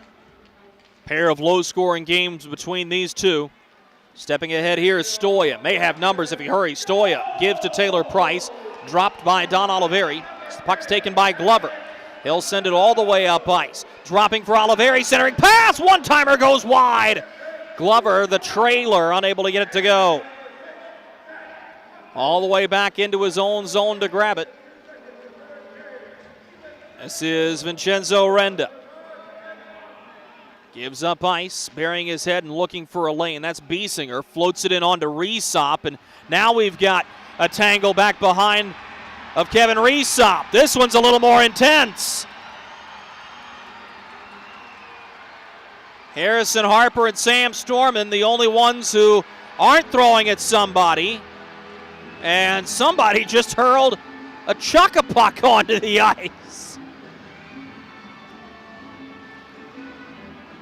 All three officials in to break this one up.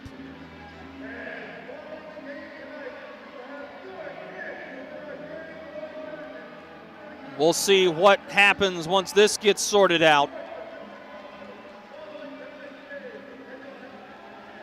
Bednard will have parting words, and it looks like we'll get infractions, one of them being Taylor Price. Shane Bednard is the other. Tommy Biesinger's also going to the box here. And if that's it, the Marksmen are going to go a man down at the end of this sequence with 11:10 to go in the third period.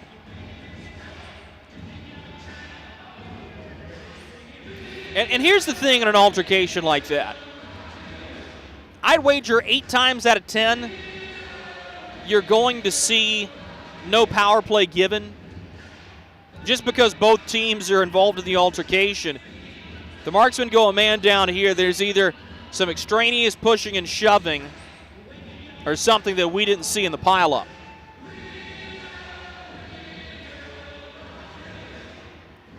Owen Doan will deliver the verdict. Nothing goes up on the penalty clock yet. 11:10 to go, third period. Tanner Fraze opened the scoring in the first. Taylor Price tied the game early in the second. And nearing the midway point of this third period, Alex Reynaud has unlocked us. The Marksmen have a 2-1 lead. McCloy and Sova, veteran players in this league, the both of them, will skate back with words between themselves to tell their coaches how this will shake out. Dave Shachinski will receive the word from Joe Sova. Corey Melkert nods. And for the time being, there are 5 marksmen on the ice and 5 Quad City Storm members on the ice. Oliveri will come off, and the marksman will go a man down. The extraneous penalty to Bednard. So back to the Freddy's penalty kill for the marksman. Here, 9:50 into the frame, and the net dislodged from its moorings on the far side post. And just 6 seconds into this power play try for Quad City.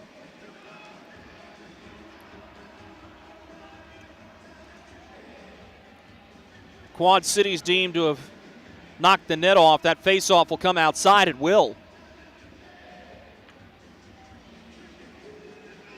So not quite as good as a clear for the marksman, but a success to not have a defensive zone draw. Now the keys to win it, and the marksmen do. Hoffman, 3 long strides to get to this puck. He turns and zips it all the way up, and I think he hit the scoreboard.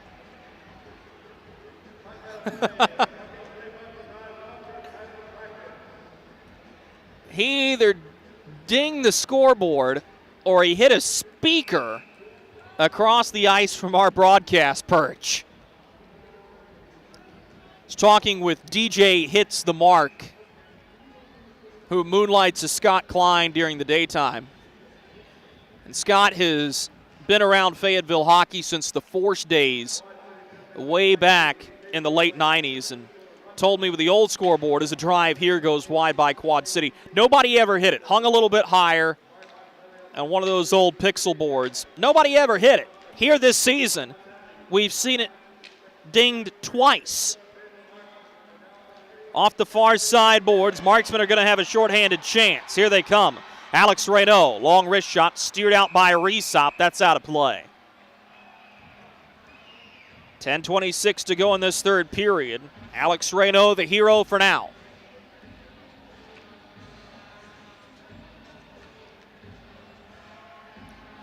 Of course, just because we haven't called his name nearly as much in this period doesn't mean we should overlook the contributions of Brent Moran. Stopping 31 of 32 shots is very similar to last night. I think the marksmen are turning a corner here in this third period. Face-off won by the Storm as Sova will send it behind the net with Shane Bennett settling.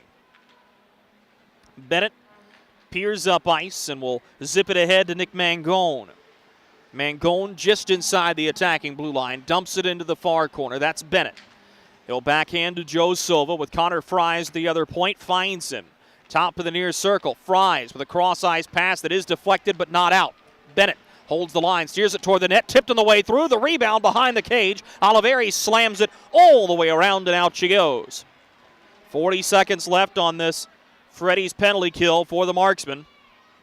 Sova back to retrieve for QC. Joe Sova peering up ice, will slide it to Nick Mangold. Mangold driving down the near boards, will drop for Connor Fries. He's got a lane, gives it back for Sova. Thought about a shot, now will pull back to the middle blue line. Sova works to the far boards, leaves it in space. This is Bennett. Dangerous player in space. Bennett turns for Connor Fries. Back for Sova, quarterbacking the power play. This is over his forehand. He settles, plays behind the cage. Tommy Sikos has it. Sends it up in the air. Bennett settles to Sova, looking for a lane. Thought about a slapper. Now fires a half-hearted shot, blocked on the way through. Matt McNair to it. This one's out. Straight out of the box is Bednard. He charges in. He's got the puck. He'll hold it on the end wall. And now we've got a fight. It's McNair. Matt McNair throwing, and I believe it's with Nick Mangold. Mangold and McNair. McNair with a couple of rights. Yanks off the helmet of Mangold, who throws a serious right in the chops. Those two wrestling each other on the near side boards. That's a good tussle. Both players land some shots, and Nick Mangold and Matt McNair will both sit for 5 with 9:01 to go in this third period.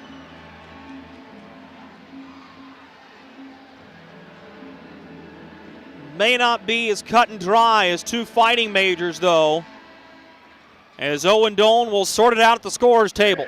9:01 to go in the third period. The Marksmen have a 2-1 lead. Look at our yard. So many anthills everywhere. Did you know that a single ant can live to be 29 years old? Really? Well, what about a married one? Seriously?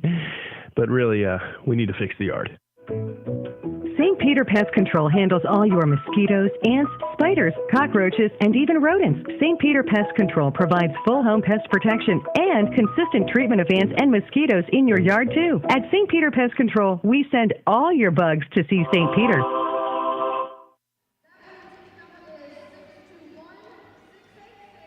.9:01 to go in the third period of this hockey game between the Fayetteville Marksmen and the Quad City Storm. Alex Reynaud broke the tie about 4 hockey minutes ago, making it a 2-1 game with his 8th goal of the season. Owen Doan having some parting words with Joe Sova. We had just gone back to 5-a-side hockey with Bednard coming out of the box off a Marksman penalty kill. Don Oliveri is back over with Owen Doan.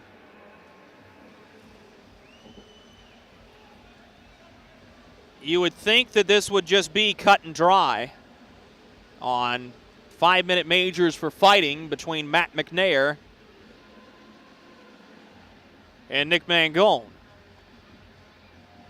Nothing on the scores clock yet. And with the face-off coming down to Kevin Reesop's end, I doubt there will be anything. So just 5-minute majors for Mangold and McNair. Kevin Reesop will tend to his blocker side. 9:01 to go in the third period. Taylor McCloy will take the draw against Marcus Ortiz, who steers it back cleanly for Quad City, but the Marksmen swarm the puck. Here's McCloy looking to center. The passing lane was cut off at the last second by Matt Stoya. Now Quad City, it's Seacos with a rush, he digs, and Moran says no! Tommy Seacos with a partial breakaway, cutting down the far boards and sweeping in, and Moran made the save. Now Sova headmans the puck. This is intercepted. Sent up ice. As the Marksmen try to get into attacking space and cannot. Harrison Harper will chase it back in his own end. Harper holding the puck behind of Brent Moran. Will push it to the far side boards as Taylor McCloy zips it up ice. This is Tommy Biesinger dumping it in for Fayetteville all the way around the boards to the far side hash marks. Cody Walsh spins it off the near boards. Out to center it goes, but Jarrett Cupp will dump it right back in for the Marksmen. Played here by Quad City up the near boards again. They get it to the red line as Taylor Price knocked it free, but turns the puck over. FX Girard will chase into his attacking end as Alex Scar will hold the puck for Quad City. Scar dumps it in wide of Moran to the far corner. Zach Hoffman the first one in. Hoffman backhands to Jarrett Cupp. He looks up, 7:45 to go in the third period, 2-1 Marksmen in the lead. Nolan Sheeran on his backhand, shovels to FX Girard. He takes a hard hit from behind. That was nasty. Sheeran is going to grab Cody Walsh, and the Marksmen are going to go a man up. Linesman came in quickly. Everybody up after that collision. Cody Walsh for boarding. And the Marksmen will go back to the St. Peter Pest Control power play late here in the third period. And those boarding penalties are always scary, and what made that hit so dangerous is it was right on the numbers.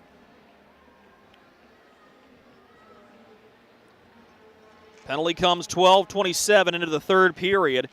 Marksmen set up a man advantage here. Long shot kicked out by Reesop. The rebound held on to by the Marksmen, but Fraze's pass back for Oliveri is out of his reach, so everybody has to reset. Hard hit delivered to the far side boards. Bednard got the better of his man. This one is up and out over Glover. Moran out of his net sets this on a tee. Marksman power play. It's been lackluster here this evening. Don Oliveri will pick up the puck. Works around of Cole Golka. Oliveri crosses the blue line, but the Marksmen are offside. Tanner Fraze thought he was clear. He was not. So the face-off goes back to neutral ice. Minute 24 to go on the kill for Quad City. 6:56 to go in the third period for the Marksmen.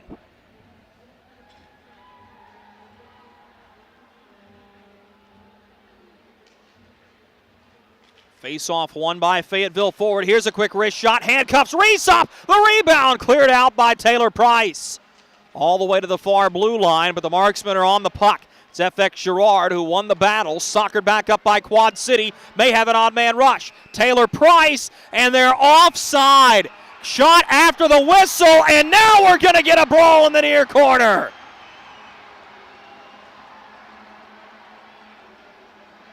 That's one of the unwritten rules of the game. You don't shoot the puck after the whistle, and Taylor Price did. That was nearly a golden shorthanded opportunity.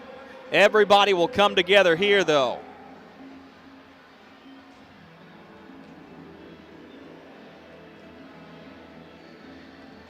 This may be a penalty on Price, who's being escorted to the box. It is. It is unsportsmanlike against the Quad City captain. And that is a ghastly mental error at this stage in the game. The Marksmen are going to have a 5-on-3 power play for the next minute and 4 seconds.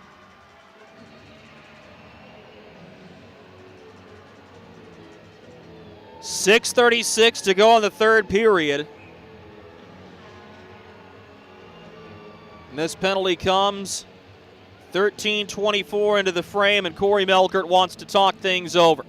Let's put this game on reset for you. Tanner Fraze opened the scoring before we hit the 5-minute mark. A shorthanded breakaway goal for Fraze.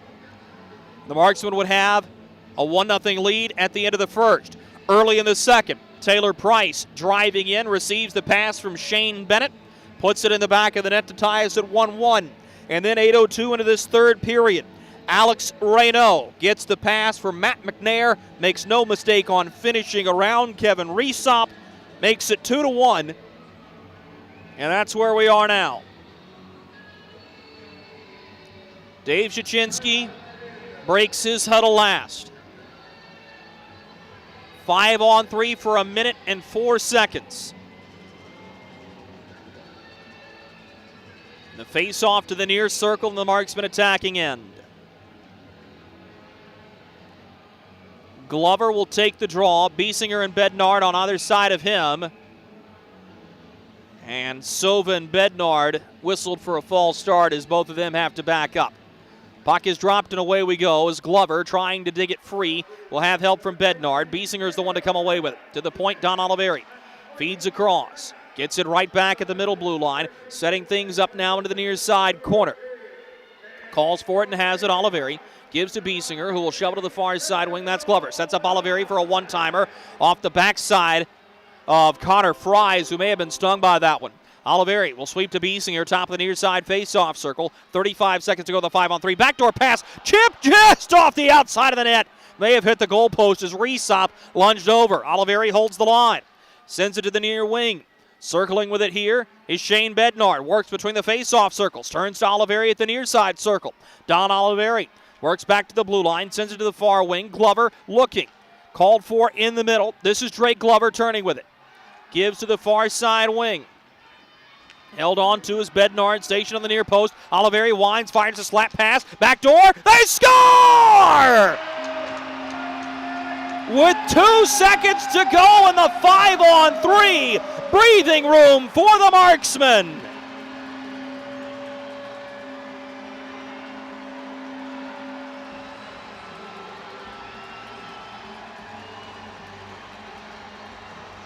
A big goal for Fayetteville. It'll belong to Drake Glover.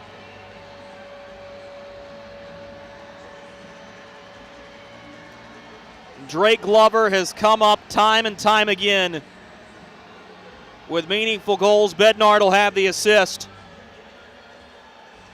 And that penalty by Taylor Price will loom large. The Marksmen are now poised to take 2 points, and they still have 59 seconds of power play time left. Time of the goal, 14:26 into the third period. Drake Glover with his 12th goal of the season. Had a red-hot start to the year, then went on the injured reserve, and in the last couple of weekends, he started to boil all over again.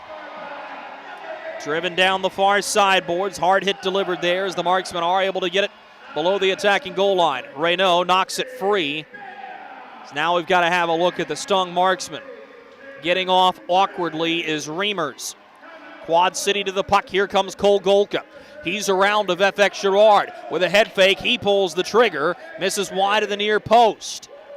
Now Cup will give up ice to McCloy. Will spin back in his own zone. Just 7 seconds to go on the Marksman man advantage. Laid behind the net. The Marksman will be content to kill time here. Just watching the clock tick away. So the forecheck will be led by Taylor Price out of the box. Price with a stick lift here, unable to grab the puck. So it'll be taken by Glover and hammered in. Line held. As Glover spins it toward the net, Sova will pick up the rebound. Finds Taylor Price, who will zip it over to the far side boards. Here comes Quad City. This is Bennett looking to center as he had Sova driving the net. Stolen away. Could be a 2-on-1 for the Marksmen if they hurry. It's Glover leading the rush instead. Glover with a weak wrist shot that stopped by Resop as it looked like Ortiz stopped skating. He thought it was offside. Nonetheless, we get a whistle. 3:57 to go, third period. 3-1 Marksmen. Kelly, you need to unmute yourself. For some, it's just the sound of ice hitting heavy-duty plastic. But for us, it's the signal calling us back to the light. And to Greg's house, because he just got a new grill. Connecting to Hot Jams playlist.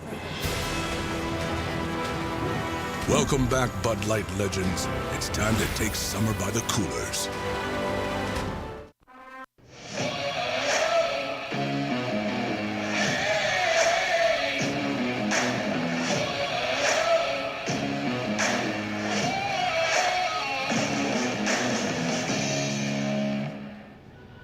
Fayetteville Marksmen with a goal from Drake Glover take a 3-1 lead in this hockey game.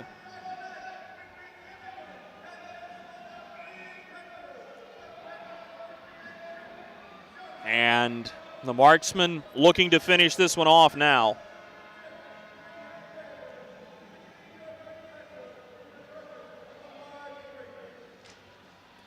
It's a clean face-off win for Quad City in their own zone. So they've got to hurry things up. 3:50 to go in the game. Moran out of his net, steers it to the near side, boards. As this will be taken in the corner by QC. Pushed up to the point, but a rolling puck eludes everybody's stick. And Tristan Terrio will have to play it up the near boards. Chopped down as Biesinger will dump it in. Skating around, he'll go to chase. Hard hit delivered on Shinkarik. Logan Nelson will just push it up ice for Terrio to dump it in. All the way around the boards. Moran will stop it and find Vincenzo Renda. Renda sends it up the near glass. That may have hit his stanchion awkwardly as the puck will be settled by Matt Stoya. Stoya will turn it up ice. Driving here is Cole Golka. Golka looking for a shooting lane was met stick-to-stick by Renda as the puck jostles to the far side corner. Hard hit delivered there. Knocks up the puck for Golka. Sweeps to Joe Sova. Sova backhands it into the near side corner. Oliveri the first there for the Marksmen. Resop will charge to the bench. 2:45 to go in the third period. Extra skater out for Quad City. 3-1 the score. And a puck battle on the far side half wall in the Marksman zone ensues. Michael Moran and Cole Golka digging with Shane Bennett. Three members of the Quad City Storm trying to work against Taylor McCloy here. It's one back behind the net to Connor Fries, who will take it in the near corner and steers it back to the point. Here's Stoya with a long wrist shot, trapped down through traffic. It is loose. Pinching to hold the line is Fries. Gives to Stoya, who turns for Sova. He fumbles with a puck, gets over the blue line. 2:10 to go in this third period. Will be taken by Bennett. He'll dump it in. We do have a delayed penalty upcoming as Renda will touch it. And the penalty will go against Oliveri. Oliveri for interference, and now things do get interesting. 2:04 to go in this third period. And this one's not all said and done and wrapped up nicely as you might think. Dave Shachinski may want to have an extra few seconds to strategize, and he will. Timeout, Quad City. 2:04 to go in the third period. As the Storm look for a furious comeback in the final 2:04. Tanner Fraze, Alex Reynaud, and Drake Glover, the goal scorers for the Fayetteville Marksmen. Taylor Price from Shane Bennett, the scoring connection for Quad City.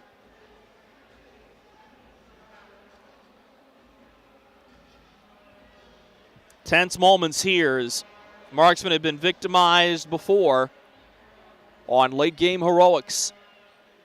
Trying to avoid that here at home. Fans are staying around for this one. Who can blame them?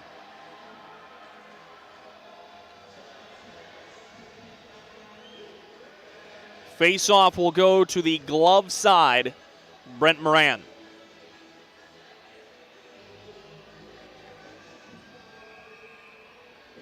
Top PK unit out for the Marksmen. They'll be opposed by the top line for Quad City. 6-on-4.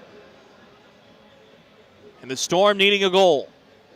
Earlier they score, the better their chances are. Quad City wins the draw, first step complete. This is Cole Golka. Centers off the skates of Harrison Harper. Golka ducks a check, hanging on to the puck, tries to settle. Will give to the point, this is Carter Shinkarik. Sweeps to the far side defenseman as he was looking for help from Stoya off the end wall. It'll bounce to Logan Nelson. Stoya will take it up the far side kick plate. Matt Stoya hanging on to it. Feeds to Golka, looking for a lane. Backdoor pass as he had a man who was there. That was Moran, but fanned on it. Shinkarik will set it up to Stoya. Now Shinkarik, backdoor one more time. Centering pass, push toward the net. Moran makes the save. The Marksman on the rebound, unable to get it out as Shinkarik holds the line at the near side. Minute 20 to go in the period. Here's a chance on the far post, shoveled over top the net by Golka. Shinkarik now gives across. Stoya had his stick fail him. New defenseman coming on for Quad City with 1 minute and 5 seconds to go in the game. In a foot race for it, this is Shane Bennett trying to hold the line, and he does. Bennett gives to the far face-off circle. Back over for Bennett, who will take it at the top of the circle. Rolls around the net. Bennett wrapping, gives for a one-timer from Shinkarik. Stopped by Moran. Now handled by Mike Moran. Mike Moran looking, sends to the far face-off circle, a bouncing puck up at the chest of Golka. He's going to settle to Shane Bennett. To Carter Shinkarik with 40 seconds to go in the game. Back for Bennett. He looks, calling on a give and go. Bennett pulls the trigger off a body. Now up to the point, Shinkarik will feed to the far side wing. 3 Storm in the middle. Here's a chance. Puck is loose in front. Moran finds it and melts it. That may be all the gas in the tank for Quad City with 25 seconds to go in the third period.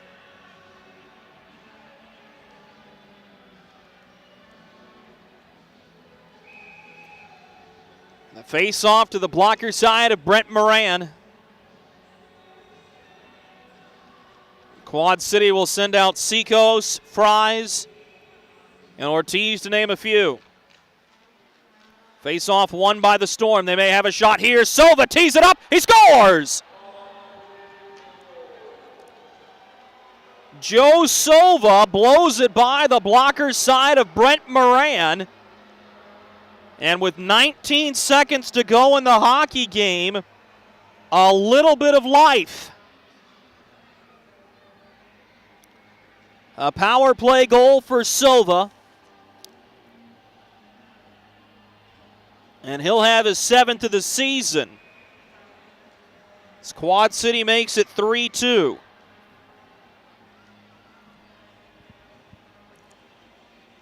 Time of this goal, 19:41.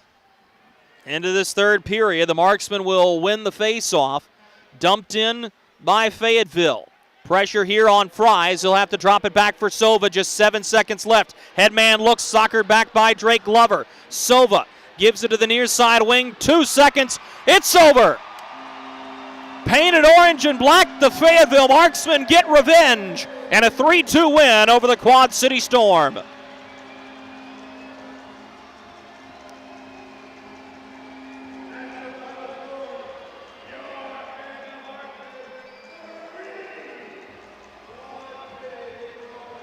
Brent Moran turns out 36 of 38. The Fayetteville Marksmen score 3 on their 30 shots. We'll put this game on reset for you during Marksman postgame on the Marksman Radio Network right after this. Something big is coming. Something so big, it'll change the world of chicken sandwiches. Zaxby's new signature sandwich with Zax sauce or new spicy Zax sauce, because the chicken sandwich war ain't over yet. The new signature sandwich. All the other little sandwiches can run along. We'll take it from here. Hey you. Are you hearing this but not seeing this? You can change that. Follow along with the entire season of Fayetteville Marksman hockey on Hockey TV. Visit hockeytv.com/subscriptions and get the SPHL TV package to watch every single Fayetteville Marksman road game this year. That's hockeytv.com/subscriptions. Welcome to Freddy's. How are you guys doing? Meetings. Lunch meetings all week, all salads. Bean salads. Quinoa salads. Heirloom salads. Frisee salads. Sometimes a guy needs a Freddy's Original Double, Chicago Dog, and a Turtle Sundae. Make that 2, please. 3. Absolutely. If it's gonna be bad, it better be good. Being bad never tasted this good. Freddy's, the experience that puts a smile on your face and the taste that brings you back. Experience the thrill of being a Fayetteville Marksman season ticket holder and all the benefits that come along with it, including your same great seat for 28 or 14 home games, exclusive season ticket member events, and an opportunity to enjoy discounts on food and beverage and merchandise at the Crown Coliseum. Skate to marksmanhockey.com/season tickets to learn more. Welcome back to Fayetteville, North Carolina, in the broadcast booth on the Marksman Radio Network as the Fayetteville Marksmen defeat the Quad City Storm by a final count of 3-2. Couple of final totals for you. Shots on goal for the Fayetteville Marksmen in the third period, 10 for a game total of 30 for the Quad City Storm. Paltry by their standards, but they come away with 9. For a game total of 38. We'll put this game on reset for you. The scoring starts just 4:32 into the hockey game. Tanner Fraze on a shorthanded breakaway. He is the number one star of the contest tonight. Makes it 1-0. We would have to wait till 3:34 in the second period to see our next goal. It's scored by Taylor Price, the former Fayetteville Marksman, the captain of the Quad City Storm, driving in on a 2-on-1, gets the feed from Shane Bennett, puts it in the back of the net. We'd be 1-1 at the end of 2 periods. Down the stretch in the third, we'd get some offense. Alex Reynaud unlocked the tie, 8:02 into the period as he scores on a feed from Matt McNair. And then Drake Glover on a 5-on-3 power play would make it 3-1, 14:26 into the frame. Seemed like that was going to be the final, and a really strong effort by this Quad City group in the final 2 minutes. Joe Sova may have been deflected by a marksman on the way in. Nonetheless, Sova scores with just 19 seconds to go in the hockey game to make it 3-2. Quad City was unable to get an additional shot off after that. On the power play, both teams score 1. Quad City outshoots Fayetteville 38-30 in this hockey game and sets up an important rematch tomorrow at 3 p.m. during the final Salute to Service Sunday game. As the Fayetteville Marksmen will have a chance to overtake Quad City for 4th place in the SPHL standings. And as we told you in Marksman pregame, this isn't a business that you are often afforded second chances, and tonight the Fayetteville Marksmen will get one. Folks, that'll do it for us, as I've got to go downstairs and run the live jersey auction for these sweet Batman sweaters. Can't wait to do it. Folks, join us again tomorrow. It'll be the best one on the Sunday docket. I have no doubt about it. 2:45 pregame coverage with a 3 p.m. Eastern, 2 p.m. Central puck drop. Hope you enjoyed this one as much as we enjoyed bringing it to you. The final score, the Fayetteville Marksmen 3, Quad City Storm 2. Until tomorrow, good night.